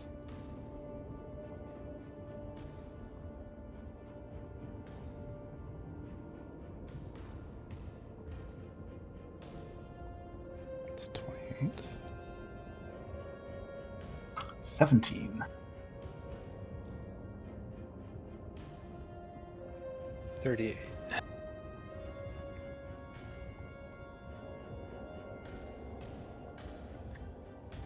Casey, you're able to duck into one of the bushes. Doc, luckily, all those yellow flowers are there between you and the creature. But Esmond, this thing locks its eyes onto you, and there is a high-pitched squeal that goes out in every direction as it quickly flaps its wings, and you hear the call being answered all around. Why every time? I fucked up. I actually could have done something for that. I fucked up. Oops. Mm-hmm. It's a new feature. I forgot about it. That's all right. We die, It could be screeching at anybody.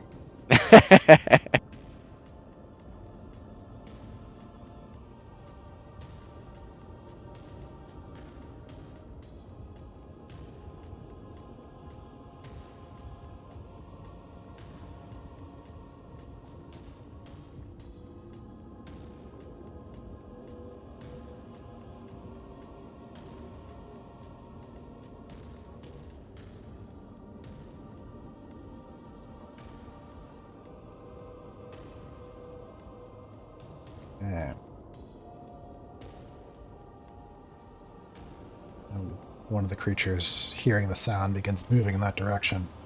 Passes right by Rhea.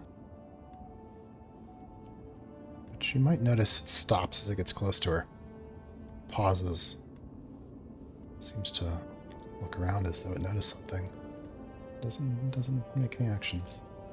I assume Maria's not set up yet, so she's still going to be doing it. Back in the other world, Peach.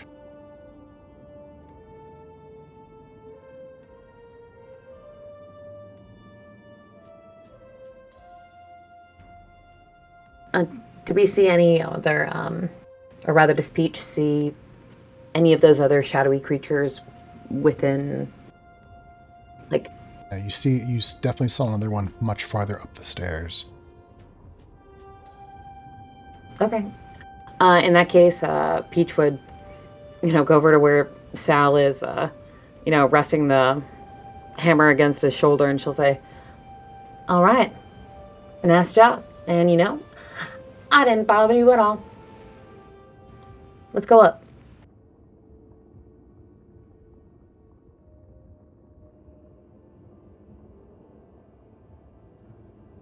And that'll be Peach's turn. She'll start to walk up, but she'll, I guess she will take the help action. She'll help Salinger scale the stuff. Okay, sounds good. Alright. Beth, are you functional? I hear you. Okay. It is your turn. I'm not sure if you can see the map.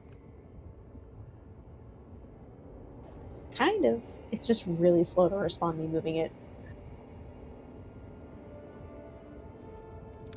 Do you Your think... sound's coming through okay. Okay. Do you think it'll make sense that you're able to participate in combat, or do you want to wait till the internet comes back? I will not be getting any better internet than I currently have tonight at the location I am. I will probably hang out for another 15 minutes and then go to bed because I have a long day tomorrow anyways. And it'll be 10:30. So Okay. I don't know if I'll be useful anyways. Okay. Well, yeah, we'll just hang out and listen then, and we'll say just so doesn't die, that when everything changed, Beth, you realize, is no longer standing there. Esmond. Sorry, guys. I'll be there properly next week. You're good. No, Ain't no not your thing. fault. Esmond, your turn.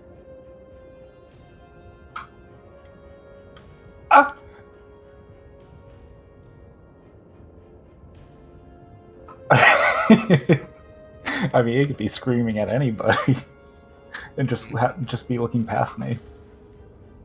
Just locks eyes. Esmond does the thing where he like looks back and forth, like, "Oh, me?" Is he...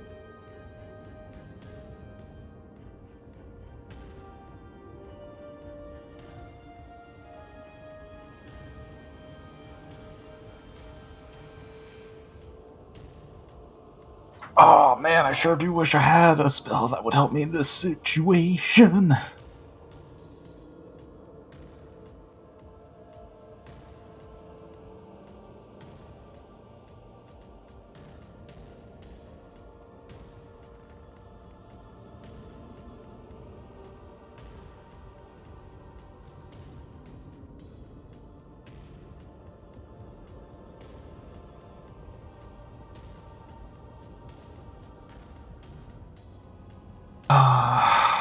Okay.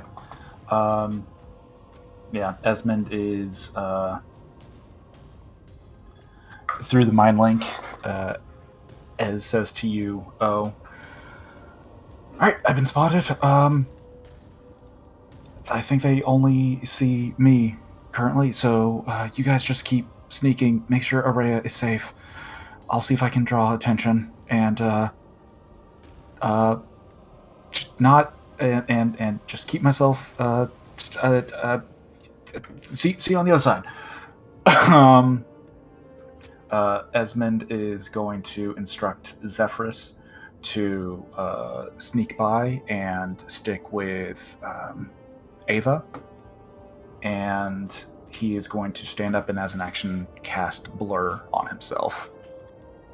Alright. Anything else on your turn? That will be it.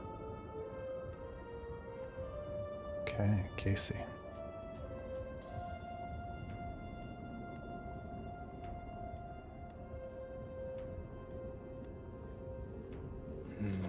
Actually, before you go, because I skipped her turn, Araya, let's test and see if this actually works. Are you able to like talk without taking your eyes off the road? And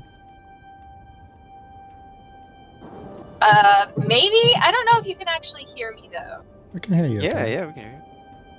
Oh, hey, hello.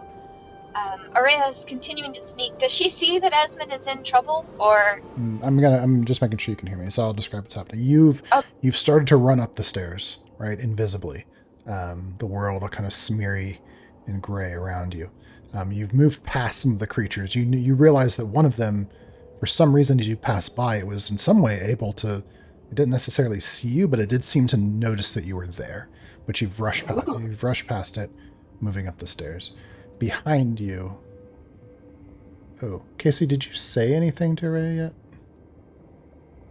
yet? Just that Ez had a bad feeling and to tread carefully. Yeah, okay, yeah. So that's, yeah, so Casey told you that, but because you're deaf in your invisible ring state, you did not hear the squeal of the creatures, so you continue up the stairs. Oh, excellent. then.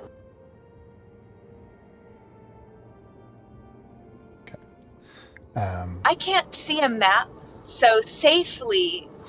Like, I'm invisible.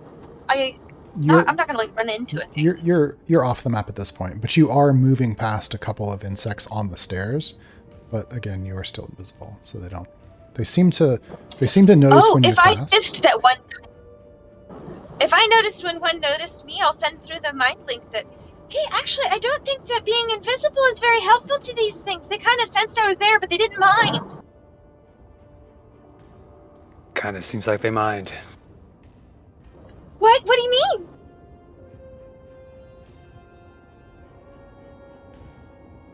How? Okay, I know that I'm off the map. What do I see? Do I see Sabina?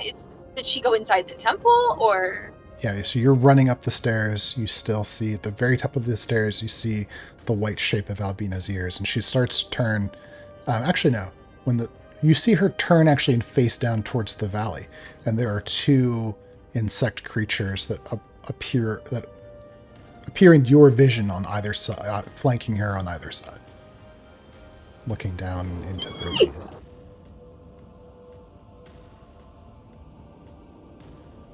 Does she look like a prisoner? It's hard to tell. You're only halfway up the stairs. I'm gonna keep getting closer. I have to know. Okay, keep running. Casey, your turn.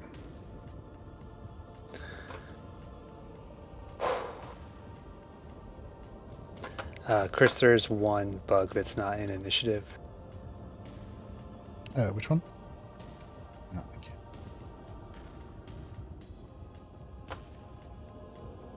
Isaac, what the fuck, man? No, that's good. This is good. And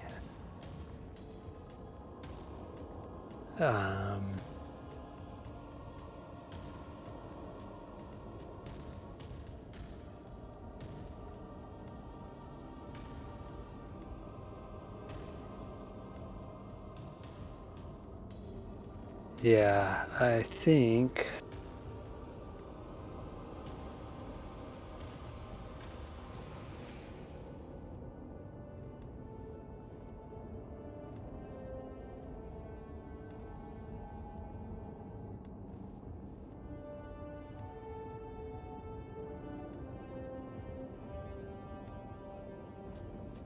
one sec.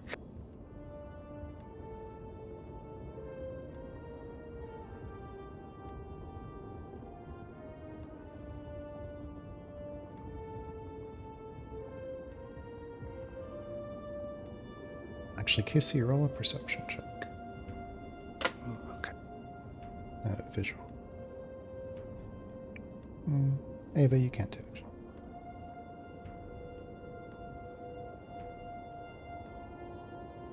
28. You catch out of the corner of your eye a brief translucent image of Salinger missing an arm, Peach, and what seems to be an Ornacus? Is that? And then it fades.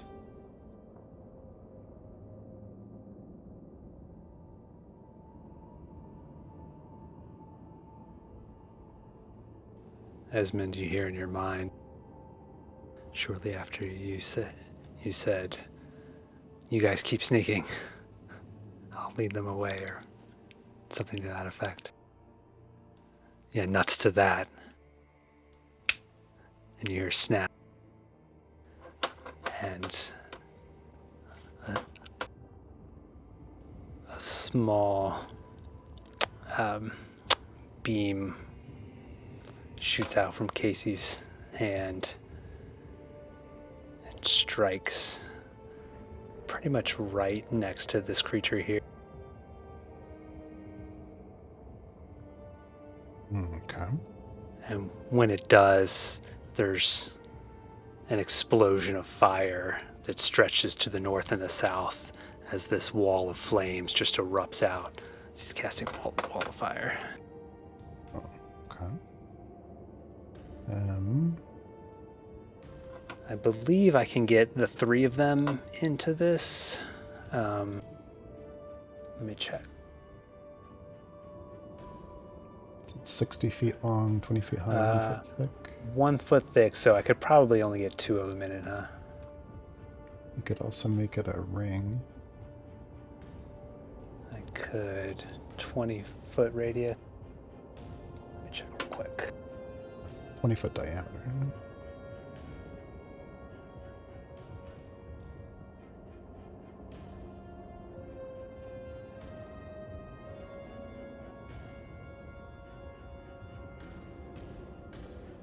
So 10-foot radius.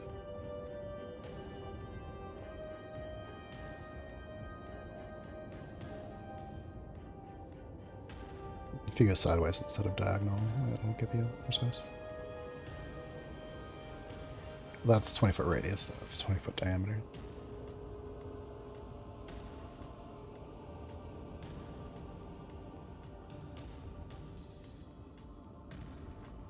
Oh, that's so small.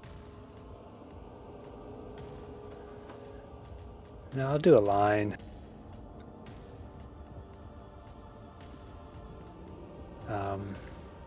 And I think if I go like that, Chris, I should be able to get 2 of them in it and kind of somewhat block that third one. Yeah, I think so. I think, yeah, close enough. If I need to move it over and not like there, I can do that as well.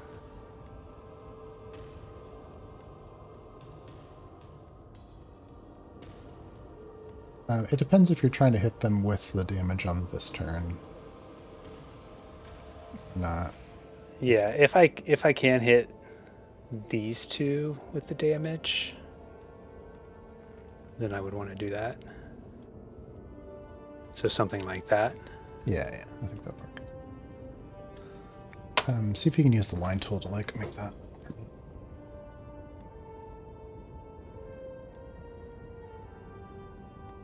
I think Linker will make it stay. Okay, some dexterity saving throws.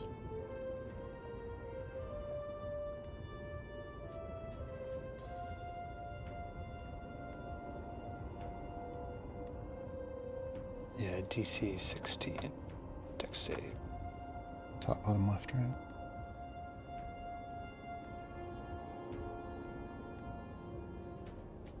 It's like a 19 and a 21. So I'll take half damage, I think. Yep. So it's 25 fire damage total. Half of that. 12.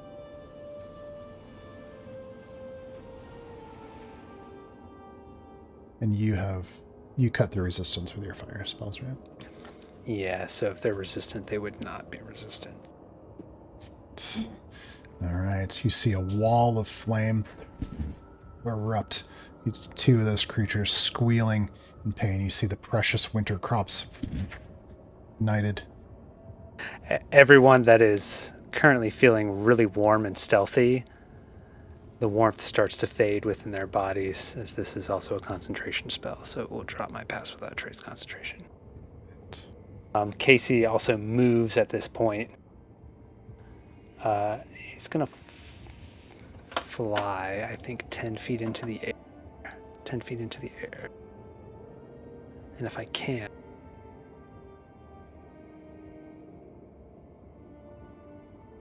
When the pass without a trace fades, Ava, you probably notice there's a squeal from the creature to your north.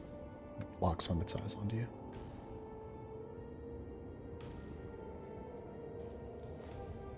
Yeah, Casey lifts into the air shortly after casting this spell, and he'll fly up. And Chris, I don't know if there is a spot in this tree, like a larger branch that I can just stand on 10 feet up. He'll do that. Yeah. If not, I think so. Yeah, so he'll be on a branch, kind of 10 feet up in this tree, just hanging on. And that's my turn. That's my turn. Right. Ava. Oh crap. Doc is in a predicament. Okay. Just gonna move a little bit in here. Sees Casey's flame. She knows that creature is gonna be coming for her. All right, she thinks. If she's in the mind link, you hear Casey. She's like, "All right, let's see if you can burn as hot as you say you can." And she's gonna cast something and hope that Casey is hot enough for it not to interfere.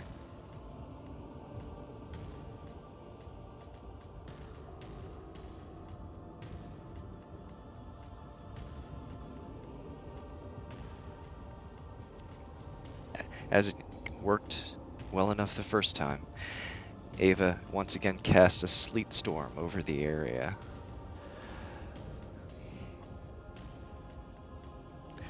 Hoping that the fires will burn within it, but they will have a hard time seeing and standing. So, a cloud appears above the area, like almost like fireflies, sort of like seem to sprinkle about in the air as the clouds sort of arrange, and then droplets form until very quickly it's just a torrential downpour, darkening the entire area. You can't see 5 feet through it of this very cold rain, and she keeps moving up a little bit north and tries to hug this mountain. Knowing that one of those creatures is going to be potentially coming for her, she moves towards this wall. Good. And she says, "One of them saw me," and she's going to try to take cover. Into turn. Oh, and one last thing. Apologize. Before I move, I forgot about this. I forgot that I could do this. This won't work, but I'm going to try it. Ava's right here. I'm gonna shove this guy back 5 feet. Have him make a strength saving throw. Get fucked, loser. Yeah, I'm gonna push him.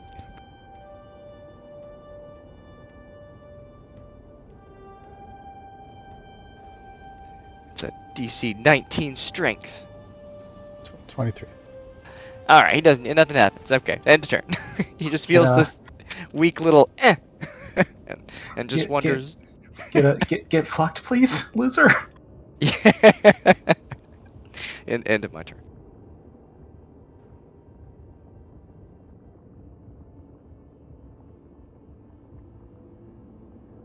Okay, see one of them comes scrambling across the rocks and he's tearing through the tree. He can't attack you yet, but you can see him tear out some branches just beneath you. One of them begins their turn in the sleet storm. Dex save? Yeah, DC 19. Failure. Hell yeah. Slips and falls.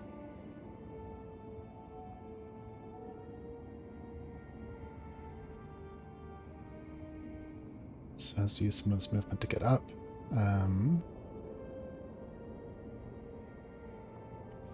It's also heavily obscured. Yeah. Well, he goes. Well, the light source. The wall was there first, then the sleet storm appeared. So you see the creature. You probably don't see the creature at all. In a difficult terrain, right? Yes.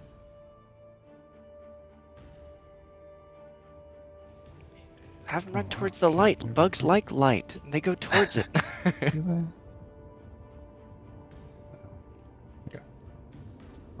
Okay. Probably about there. Northern side, another one begins moving.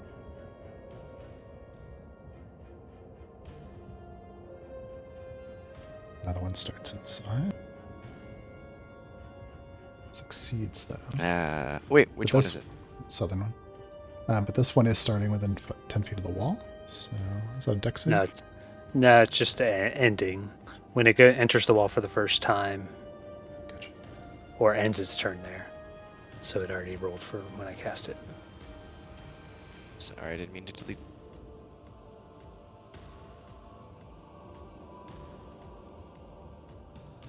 back in the other world, Salinger. Creature there before you has been defeated, but you can see there's at least another one up on the stairs ahead of you.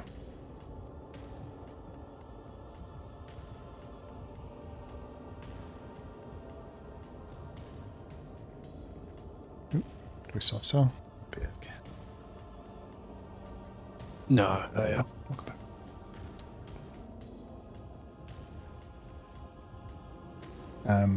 So you've defeated the creature there in front of you. There's none immediately around you. So it's you, Peach, and Poppy.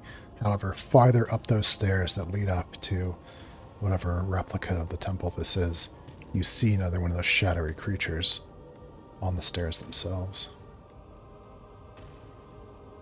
Well, Miss Pine, we continue this strategy, heading up that staircase. Absolutely. Just one thing real quick first. And she'll just kind of tap him on the shoulder and fix his cravat and brush a little, dirt off. And he will get a little bit of heroism. And I don't really need the hit points, but... and also Bardic Inspiration. Nice. Heroism, Bardic Inspiration. Link heroism for our benefit when you get a chance. And D8 on your Bardic Inspiration, right? Correct. Excellent.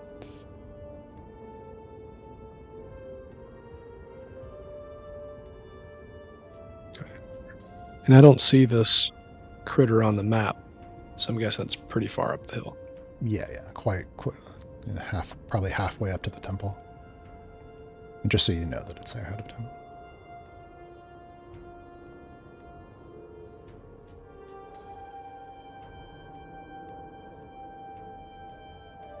In case you guys want to make any preparations.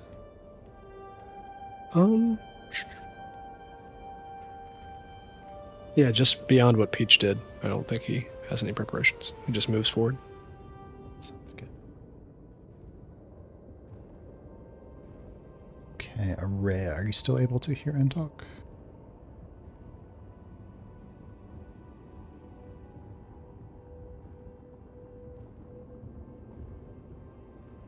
Was that for me? Yes. Are you still able to hear and talk? I've got one last little thing to do. I'm going to pull off to the airport in 5. Araya, can she get closer to Sabina? I just want to see. I need to know. Yeah. Can you hear what I'm describing? I can, if you say so now. Okay. Yes, you move farther up the stairs, and at last you reach the top of the stairs, having moved past a couple more of those insect creatures. You get the sense that they're sensing that you're nearby. Or maybe they're hearing you? You're not sure, you don't... But when they turn, they don't seem to see you, though. I have advantage to stealth on sound. Mm-hmm. Yeah. Oh, so, but they don't care. Yeah. So they are somehow noticing you, but they don't seem to see you. So as you pass by them, they seem to realize that you were there, but you're able to move by and they don't seem to follow or chase you. However, you reach the top of the stairs, and there is Albina. You peering at her through shades of black and white, the world is swirling and weird around you. You can see that she's flanked on either side by 2 of those insect creatures. She isn't being held. She doesn't seem wounded. But you see her gazing down into the valley. You're still invisible.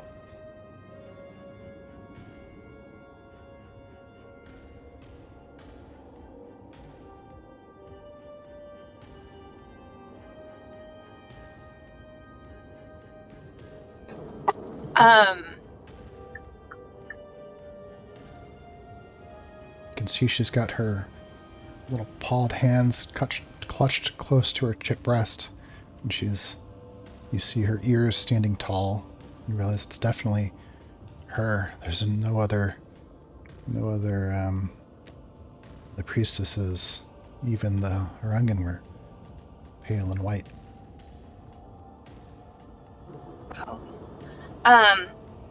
Can I write a note and slip it into her robes? I can't hear anything if I say anything. but I'm pretty... I can pickpocket. I will let you try what you want to try. What do you want to try?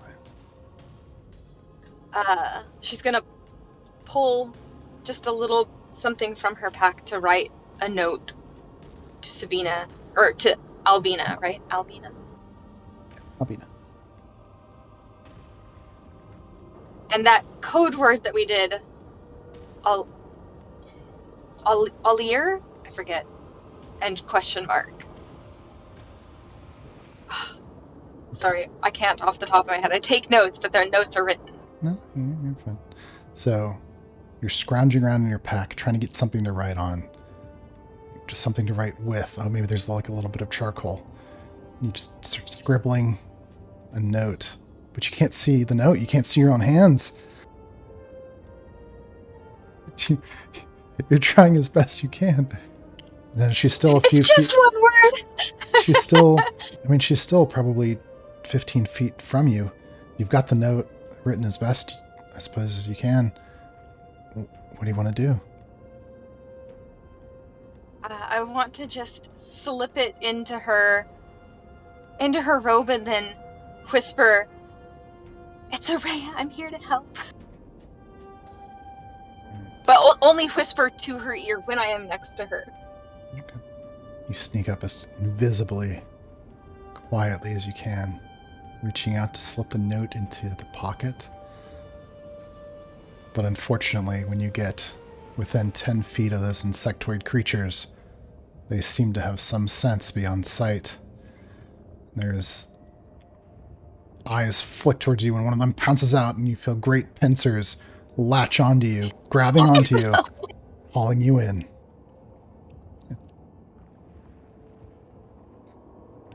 Enjoy the rest of your trip. Have fun. Yeah. All right. I'm at the airport. I gotta go, but I'll listen later.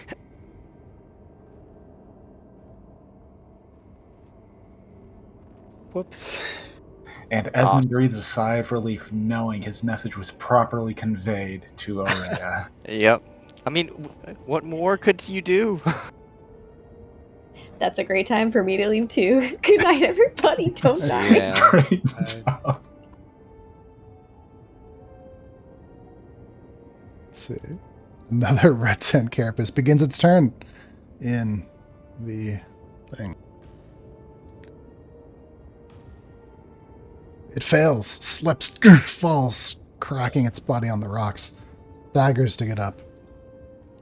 It doesn't know which way is out. It chooses very luckily. It steps directly out. Boo. Boo! Ava's just on the other side of the storm. Yeah. Alright, Peach, up before you, a long set of stairs, a creature upon them. Any more preparations that you want to make as you and Salinger begin to approach? Following along close to Salinger, but not close enough for combat. Once Peach gets within hearing distance of the thing on the stairs, she's going to... You're not there yet. You're not there. Oh, no. Okay. No, she has no more preparations beside keeping a safe distance. Alright, sounds good. Oh, you know what? She would reload her weapon. Reloading a weapon. Sounds good. Another creature is going to start both in the sleep and in the wall, so it's going to slip. Let's see if it slips and falls down. Yes. Slips, falls down, so it's going to have a disadvantage on the saving throw against the wall of fire. No, wall doesn't do anything unless it ends its turn there. Even if it's in it.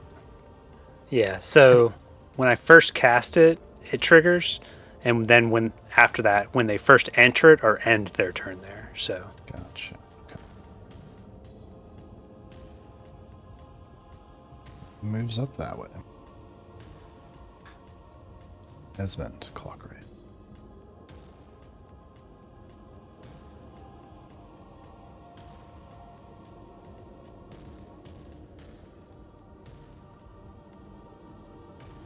You know what? I completely forgot to ask during the last battle of these things. Can I recognize like any sort of pattern on their carapace? Like, is there anything about them that's all familiar or reminiscent of the priestesses? Oh. Having that thought, roll a investigation or perception check, your choice. Investigation. That'll be a 38. Nothing at all. All right. Whew. All right, we're fine, guys.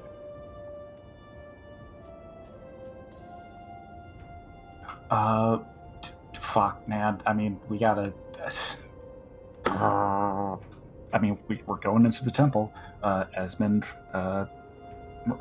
is going to run, making his way with Typhon on his heel, heading towards the temple gateway. Action or movement. Movement holding my action though.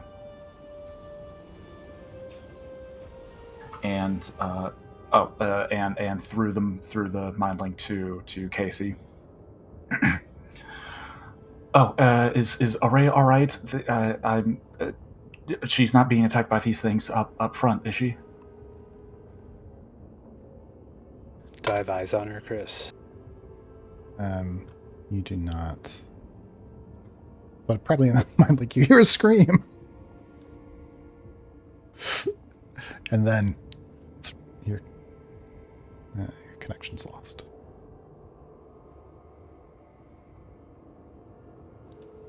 Not looking good. We got to get up there. What do you mean not looking good? She's not in the link anymore.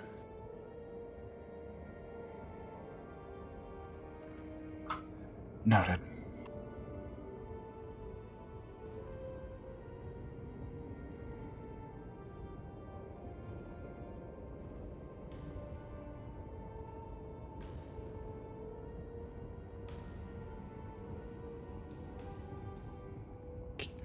Casey, your turn. Oh, I'm up. Chris, is this creature in my threat range? I'm 10 feet up in the tree. If I move, is it gonna... Yeah, it's like clawed its way up to you. Gotcha.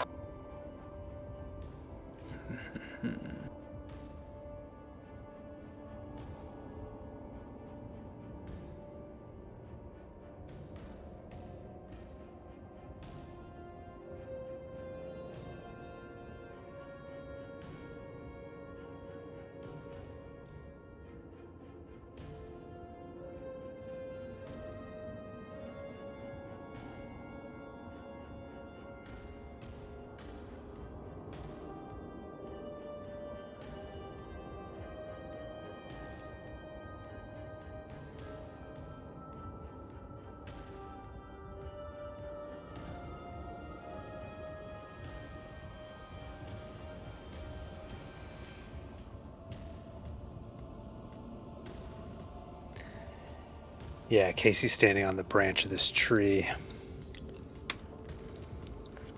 Kind of looks out over the chaos. Sees the way we're going. It's like, gotta clear the path. Steps on a branch just to the side of this creature and waves his hand out and speaks a low word in Ignan. And a ball of fire begins to grow in his hands. And he looks down at the creature, then looks up at the three that are further up their path and throws the ball of fire out towards them. He's casting fireball at them.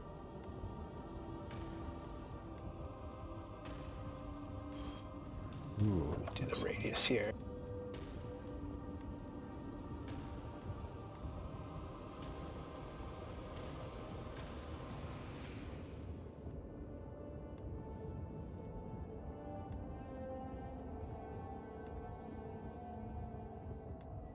Yeah, so right about there to get all three of them in there.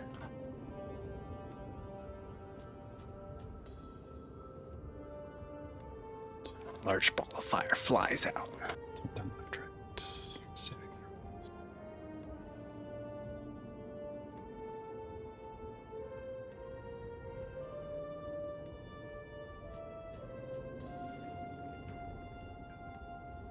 What's your DC?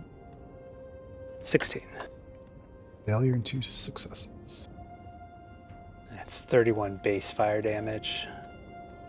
So 15 for those that made it. And no resistance. Because Casey's so hot right now.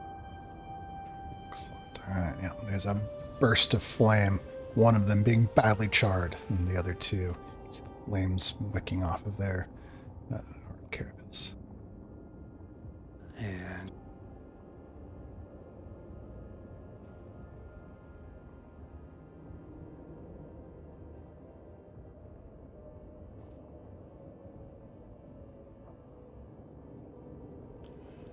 yeah, I think he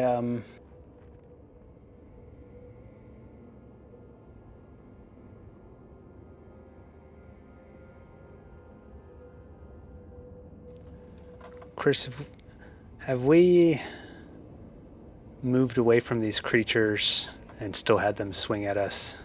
Yes.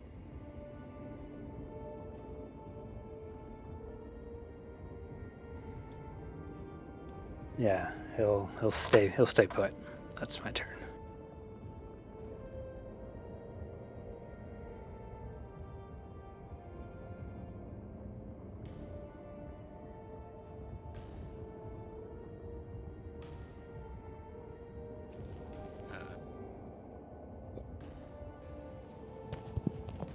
Doug, seeing Casey, the monster going for Casey, as well as Esmond out there in the open, drops her concentration on her spell, and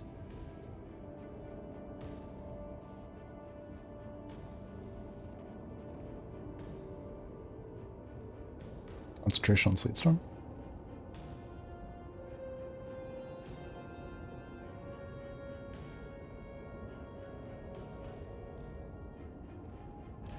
yes, she drops concentration on Sleet Storm, and then cast Sleet Storm.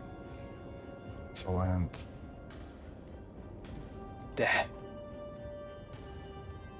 Then she sort of moves back around towards where Esmond is, not knowing what the plan is exactly, but trying to keep him safe.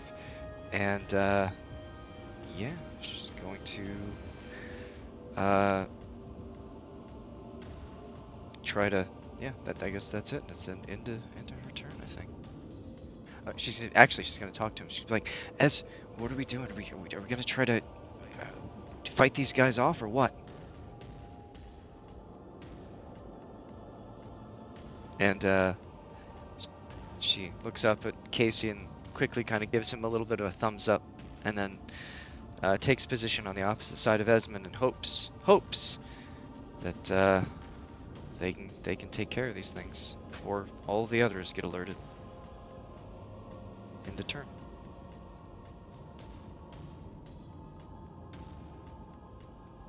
As the rainwaters of the Sleet Storm come down, they put out the fires that Casey's fireball had ignited in the props. That's on brand.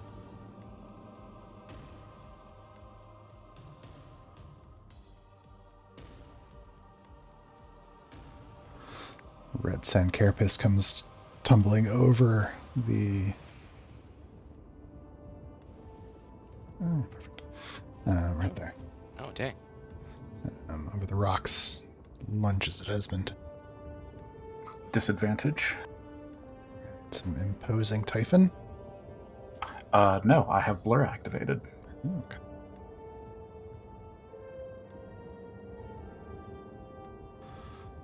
Does a 13 hit you? Jesus, no, it misses. All right. Swiping through the blurring after image of where you used to be. Your spell seems to have protected you.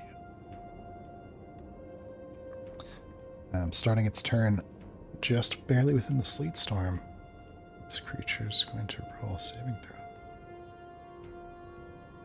Oh, that's a failure. So the one reaching up for Casey slips and falls and goes tumbling down the rocks.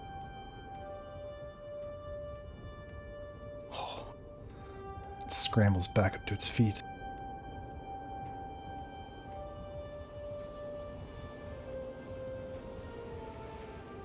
But which way should he go?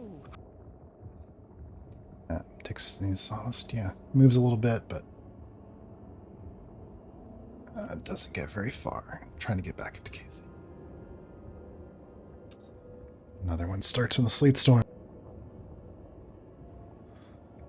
This one, what's your DC? Failed. 19. Fail. Falls down. Uses some of its movement. It's still heading. Yeah, I think to 1, 2, 3, 4. So. Can I was holding my action. Can I have used it in time with Ava's recasting of Sleet Storm? Well, too late to do that now, but you could do it now.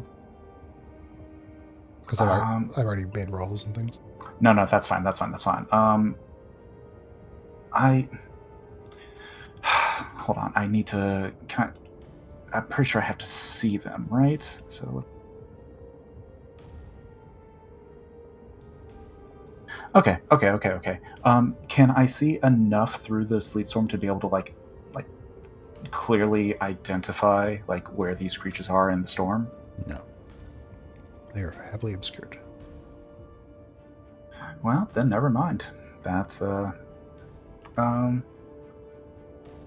yeah, never mind then. Alright. From your south, another one comes running at you. Disadvantage attack because of your blur. Does a 20 hit your current armor class? Can I impose disadvantage through Typhon? Absolutely. Oh, even better. Still looking at a 20.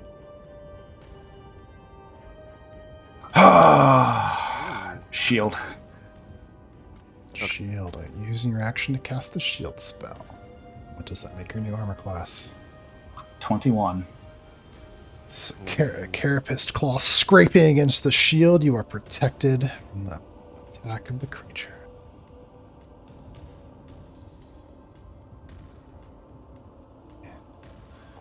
I'm not going to have anything for Salinger and Peach just yet. Actually, in fact, it's... Yeah, being about 11. Do you guys want to end here at 11 o'clock? Yeah. I'm good. I've been looking forward to this all week, so I'll go as long as everyone can. Okay. I will say Peach and Salinger will not have anything to do for a little bit because I've got the maps kind of joined together, if that makes any sense. Let me ask this. Yeah, Casey, Esmond, do you guys want to go for a little while, or are you going to end it here? How are you guys feeling? I could go for another 30, 45-ish minutes. Okay. Yeah. It might make sense to keep doing this combat because Peach and Salinger kind of cleared theirs, and that's how you guys could rest, and these guys will keep rolling dice. Yeah, they cleared theirs and screwed us. Right. Whoa. What the heck? We were following your all's example, right? Whose fucking example am I putting up for? If we had just sneak attack, fireball, killed a bunch of these guys, sent them to their dimension, we would be so much better right now. You know what? You're All right. absolutely right. Out of character, I was like thinking of strategies throughout the week, and I just kept thinking, what would Esmond do? Peach would think, what would Esmond do? Because Peach wouldn't be having these ideas. She would think, what would Esmond do? I like that. Let's fucking roll. Let's go. Yeah, let's do it. Good luck, you guys. You guys are, of course, welcome to hang out, but if you're tired, I guess. Yeah, I'll be hanging out. Cool. Let's take a quick 3-minute break. I want to grab a drink, and then we'll keep going. Okay. Cool. Okay, where are we?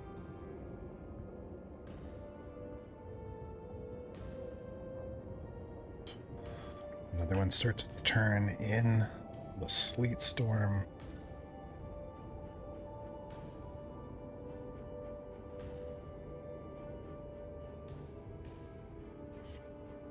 Falls down, losing some of its movement, still trying to trudge through as it claws its way back up to its feet. Doesn't make it far.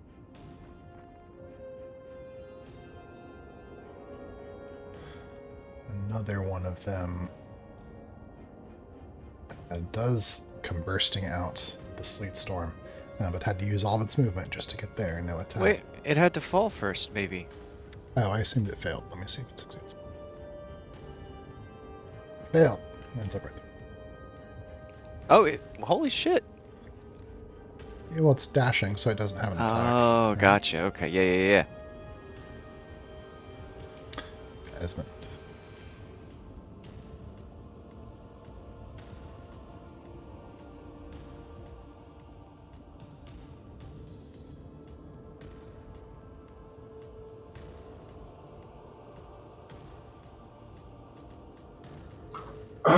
This is not good for Esmond and Ava. Can I see the one creature that's partially in the storm, like on the edge of it there, just north of me? Yeah, you can target it. It's just barely peeking out enough to see it. All right. Well,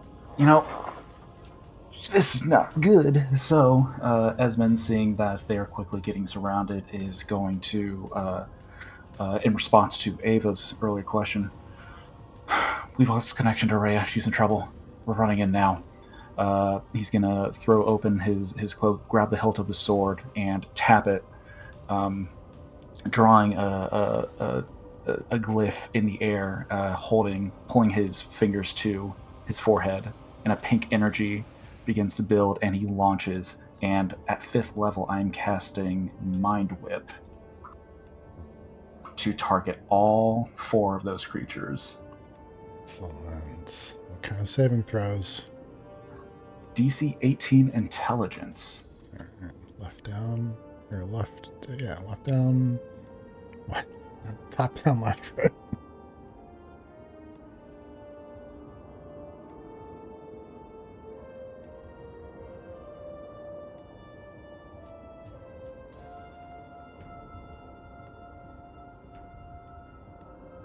Okay, I'm assuming that's 1 success. I'm going to use Spark Points and request a reroll. Rerolling that 23. Oh, fuck me. Wait. I'm gonna try something. What would you like to do? Alright, I'm gonna use my reaction to try to change that. I'm going to promise. It's a long shot. This is probably not going to happen. We don't see this ability often. Tell us about this. Okay, so, yeah, Ava gets just little insights, little glimpses of feelings, I guess, basically, and she can, using sort of a deep sense of intuition occasionally, channel energy in a way that just pushes or pulls on actions around her and seems to improve, and sometimes it makes them worse, and every day she never really knows how it's going to happen. I'll get better at that later. But let's see if this works. No, it doesn't. No, it's 19. Reaching out for something just beyond your senses. There's something there, but too far. Casey and Esmond, you hear in the mind link, get out of there, you're getting surrounded. Didn't notice. So the 3 that failed take 9 psychic damage, and the one that succeeded takes half. The 3 that failed can only... you know what? Let's just spell descript. Oh, sorry. Let's see. Can't take a reaction until the end of its next turn, and it must choose whether it moves, takes an action, or bonus action. All right. And so Esmond is going to turn to Ava and quickly say, "Run!" And he's going to take off. All right. Where you go? Trying to make my way around the sleet storm. Okay. Of course, the creature, when you try to move, the one of them that did succeed on its saving throw is going to try to make attack opportunity against you. Has disadvantage. Does a 19 hit your current armor class? No, because he has shield, right? Or is that? Well, no, that would have ended. Start of your next turn. Can I have Typhon use his reaction? If Typhon still has a reaction, does Typhon have a reaction? It's the beginning of a new turn. Well, but it's at the beginning of Typhon's turn yet, because he goes right after you. Oh, then no. Fuck.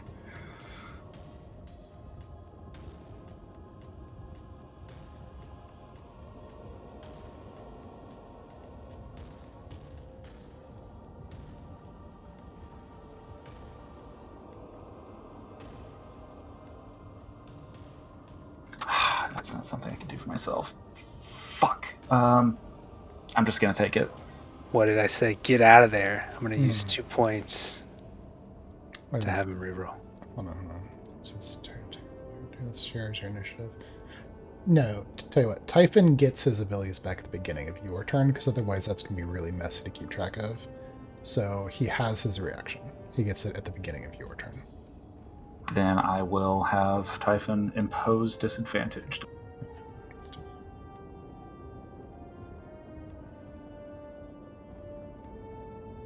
Oh, yes! 14. Okay. Yeah, it's this creature whips a claw at you. Typhon gets in the way. Blocks it. Choice then, as I'm running bonus action, have Typhon take a swing at the one that just attempted to keep me at bay.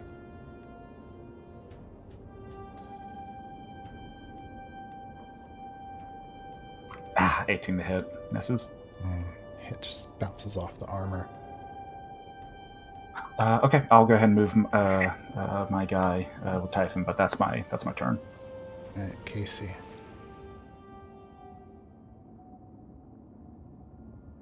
Can I move further up this tree without using my action? Yeah. Yes. Difficult terrain, and you probably need a DC 12 athletics. Okay. Let me roll that real quick.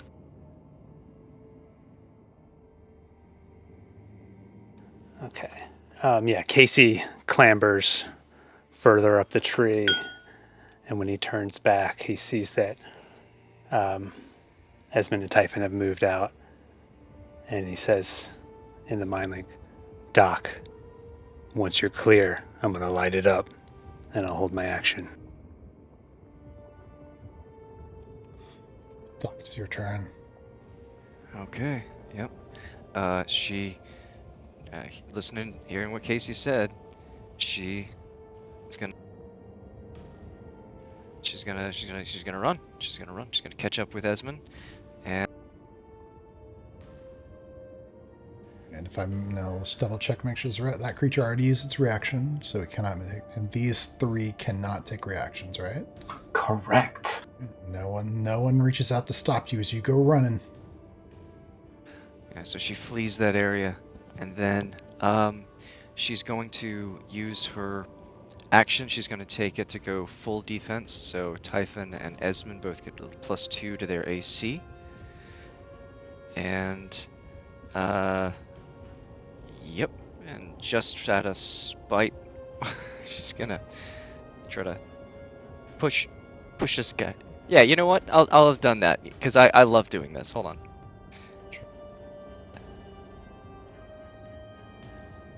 This guy right here. See this guy right here? Yeah, I'm gonna try to push him 5 feet. Yeah, push him. Try to push him towards that sleet storm.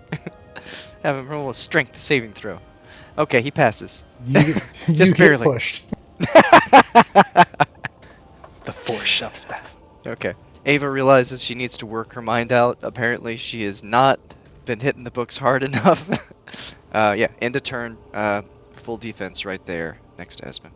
All right, Casey. Ava's turn's ended. Yeah, I'll use my held action. Casey at the top of this tree. No shirt or armor to be seen. Just standing out on the branch with a ball of fire above his head. Chucks it down at these 4 creatures.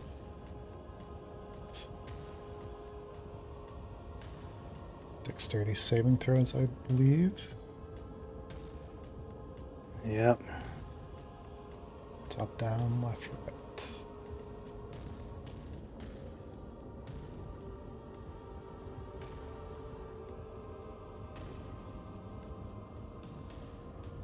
Three failures.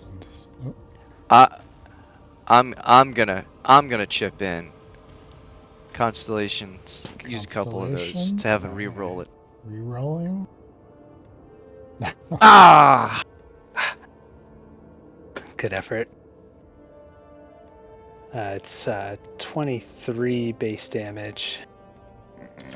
No, not great damage roll, but...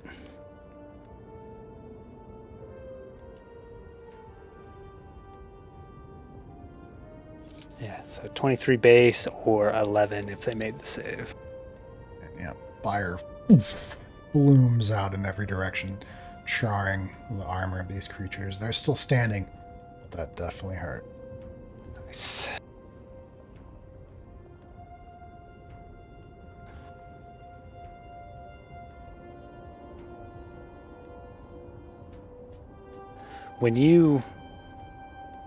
When you use your held action, it's either an action or a bonus action you can trigger, right? Not both? Action, bonus action, or movement, your choice. One of the 3, okay. Mm-hmm. Cool.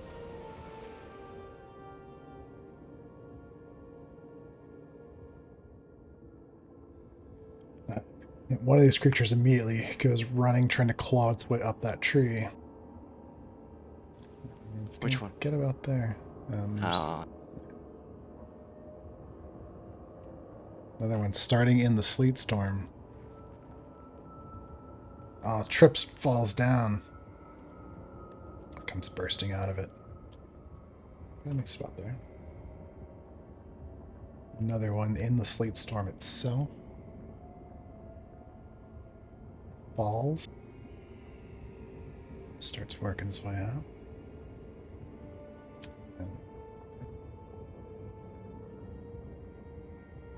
Another one. Oh. Doesn't fall. And this one's clawing just beneath Casey up in the tree.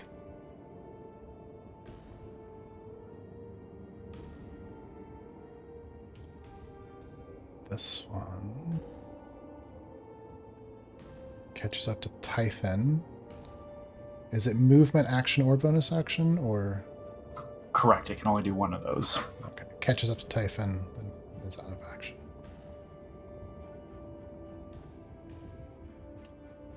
Another one in the sleet storm.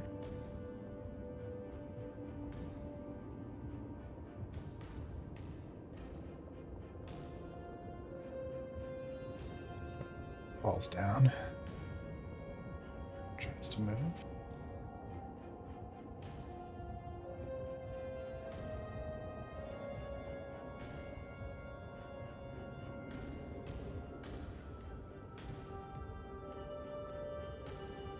Yeah, that one's moving but cannot take action. Asmund, your turn.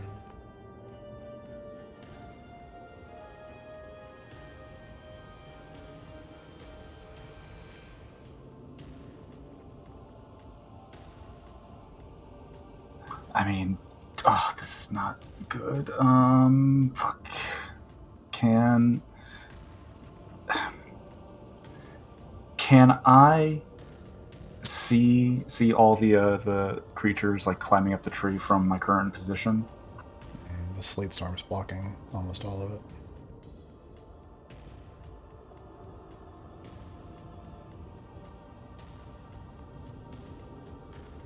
Yeah, in fact, you can't see any of those creatures. Yeah, that's not great.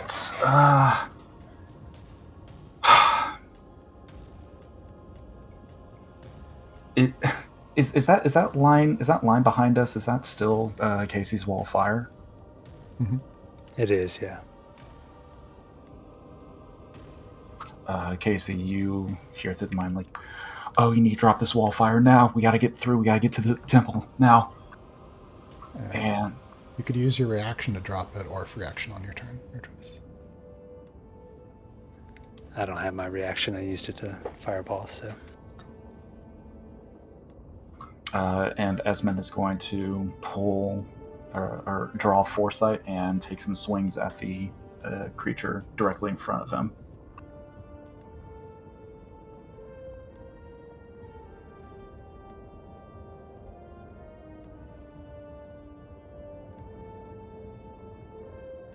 Hits for 9 slashing damage. Ooh, bad roll. Greenish blood splatters onto the ground. You've bloodied that creature. Nice. Second attack.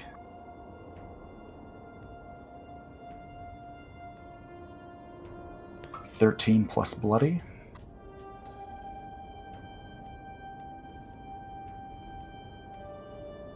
More blood splatters out in the snow. And Typhon bonus action have it take a swing. Right. No. Is that going to stand? I mean, I'm. Oh, you little robo bitch! God damn it! Oh God, Typhon sucks. Why do I keep using him?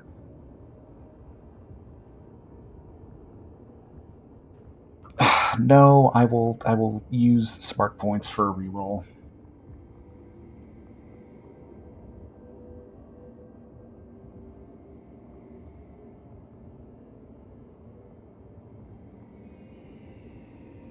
It's not a 1. Oh, yeah. Glances off the creature's armor to no effect, but not and then Esmond will begin. Will start to step away, probably provoking opportunity attack. Mm-hmm. Yep. So the creature is going to attempt to attack you. Are you still blurred? I am. 24. Really didn't want to. I'll have Typhon impose disadvantage as well.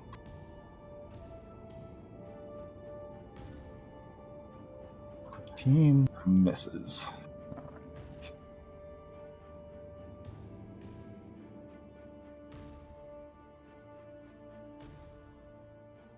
But as part of that bonus action, actually no, just keep Typhon where he is and say to Ava, "Come on, we gotta move once this fire's gone." Oh, I just realized I also. I forgot. No, I'm gonna do it. No, it doesn't work. Never mind. Okay. Where the heck is Samsel? Oh no. She hasn't been caught yet.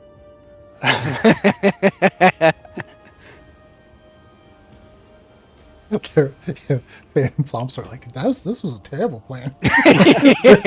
Just wait overlap these first bushes.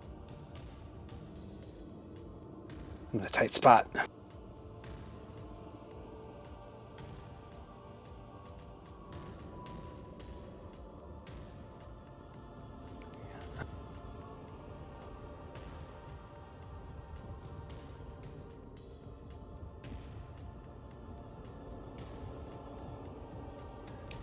Esmond, you hear in the mind like, no, do not climb any higher. Don't climb any higher. And you hear branches breaking and whatnot. I don't know if you would hear that in the mind link, but and it's in this moment, he says, the wall of flame begins to kind of dissipate and sink into the ground. And Casey says in the mind link, just keep heading up. Are Fane or Samsel in the mind link? Samsel is. Oh, okay. Yeah, Fane is not, just Samsel. And as here's, I'll catch up with you. You hear in the mind like Casey from Samsel. From over here, this looks really bad. Samsel, get up to the temple. Okay. Just go around this tree.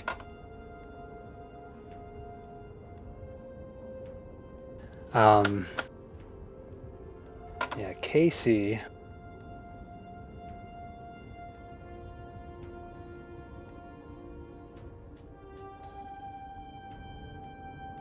Being a good 25 feet up in this tree, it sways back and forth as he looks down over the sleet storm, which is only 20 feet high, if I'm not mistaken. Let's double check. The sphere? It is 20 foot high. You're correct. 20 foot high cylinder. Nice. And he looks down at these creatures. He says, all right.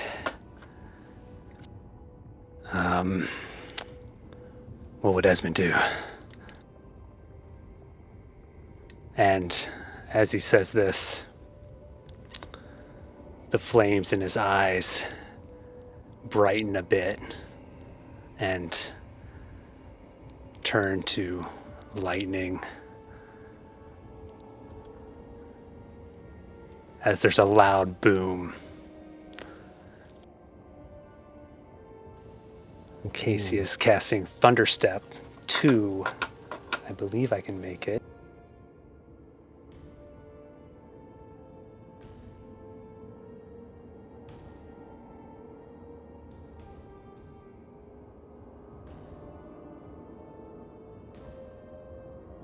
To this tree? I think I can make it to this tree. Oh, okay. Wow. I can. DC 12 acrobatics check to land safely in the tree. Okay, yeah. I think I can make it to that tree.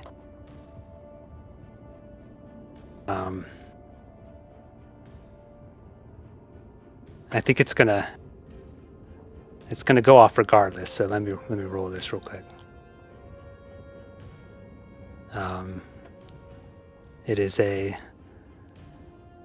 There's a loud boom that can be heard from like 300 feet away as he bursts into lightning and sound.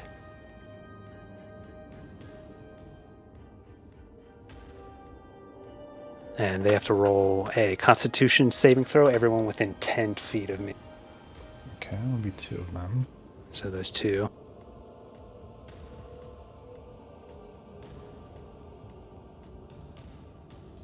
Failure.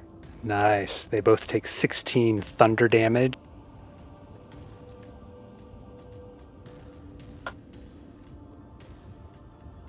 As Casey bursts into this energy, but something else happens.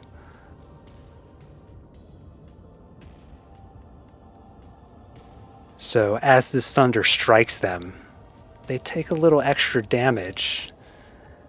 Having lived with Esmond for so long, he's become quite familiar with lightning damage and how it feels to get hit by it.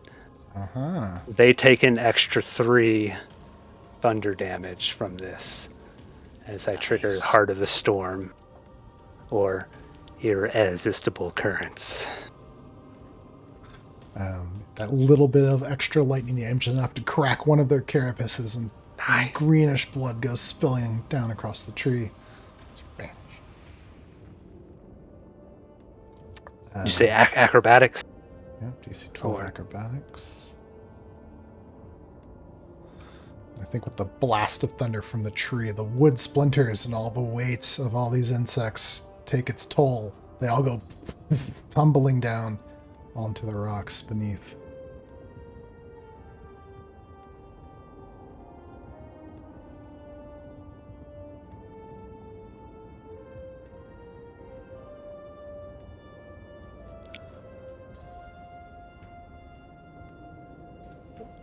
Yeah, Casey lands in this tree with a as all the snow kind of shifts with his new weight onto the tree, and he grabs onto a branch and kind of pulls himself up onto it. Looks back at the other tree.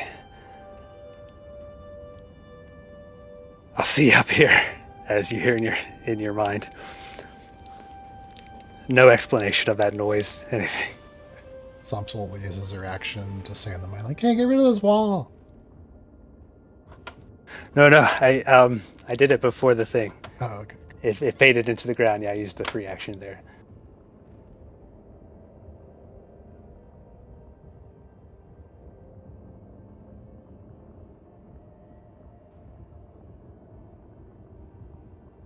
That's my turn. Yeah, Casey will have been kind of climbing further into the tree, maybe down a little bit, but that's my turn.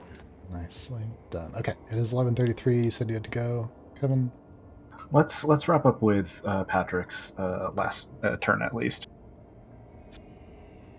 One of these creatures staggers back up to its feet. Let's say it's just enough. Well, it was already prone, so it can't be prone again. So yeah, it goes crawling over its comrade. Take it down here. It's going to dash.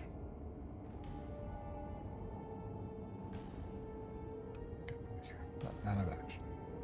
Duck, your turn.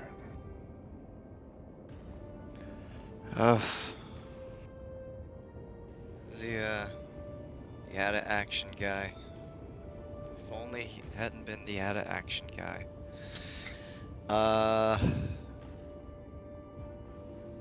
Yeah, fuck it. Once more, with feeling.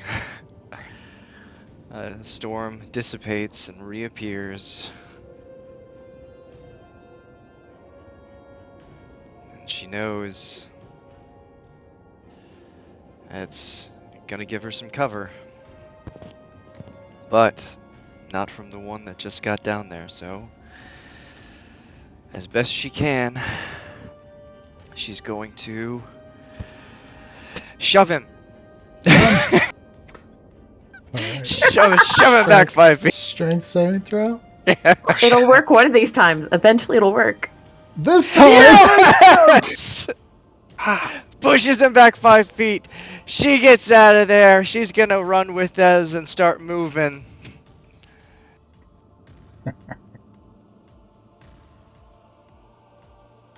And yeah, I'll measure.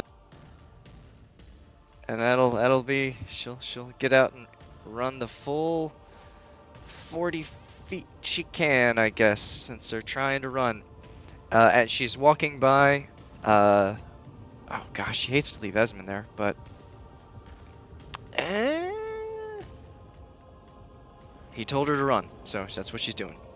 She's running up, and she's like, "Let me know if you need help. I'll see you up there." Or, oh, well, now that'd be a reaction. If I tried to run with Esmond, that's a weird thing about D&D. If you ever want to like stick with somebody, waiting for their turn, You gotta hold your movement. Yeah, well, it's okay to hold your movement, but then it would also be my reaction in order to use the movement, right? So, that's okay. That's fine. She runs here. She's like, "All right, come on, Ez. Casey's already up there."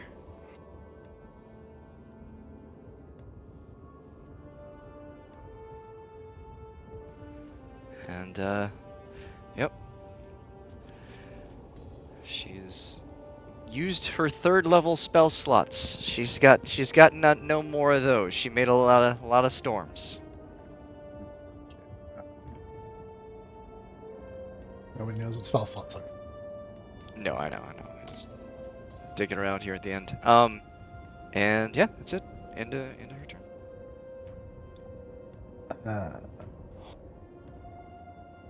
All right. Well. That was pretty awesome. Still alive. Still alive. You did it. You done your I think we avoided all the damage on that, which is pretty good. I don't think anyone. Did anyone ever get hit? Did Sal get hit some? When he Yeah, Sal was... got Sal hit. took damage. Yeah, Yeah. it's a different world, though. You said, did It is- anyone get hit? He still counts as a person. The turn order worked out beautifully because, Doc, if your turn was not right after mine, I probably would have fireballed the 5 of you. And if Ez, your turn wasn't right before mine, I probably would have fireballed the 6 of you. Yeah, it really does show just, I mean, how important, like, again, with the mechanics, when things don't Yeah. line up, it can be disastrous, and when they do, it can be fantastic. Mm-hmm. Chris, would you let us, we talk about trying to, like, change our turn, like, use in constellation, or destiny points to, like, change that? You know, You if can it, you can re-roll. You can use it to re-roll your initiative, so it'll give you 2 choices. okay. At any time? Fair. No. Oh, okay. All right, I know where my next move. I'm ready for the next session already. Are you already ready? Because I am definitely. I've been literally just been like, the circle seems to work. And to Esmond, the name of the game is Get into the Temple, help Araya. That's the fixed focus. I'm so glad I got to use my lightning and thunder business. Yeah, Casey had a hell of a night, man. That was solid. All right, I do have to skedaddle. This was sweet. Good session, gang. Mm-hmm. See you, Kev. Catch y'all on the flip side. Deuces. So you. Good games. Yeah, thanks, Chris. Hope you feel better, man. Yeah, it's not too bad. I'm just tired.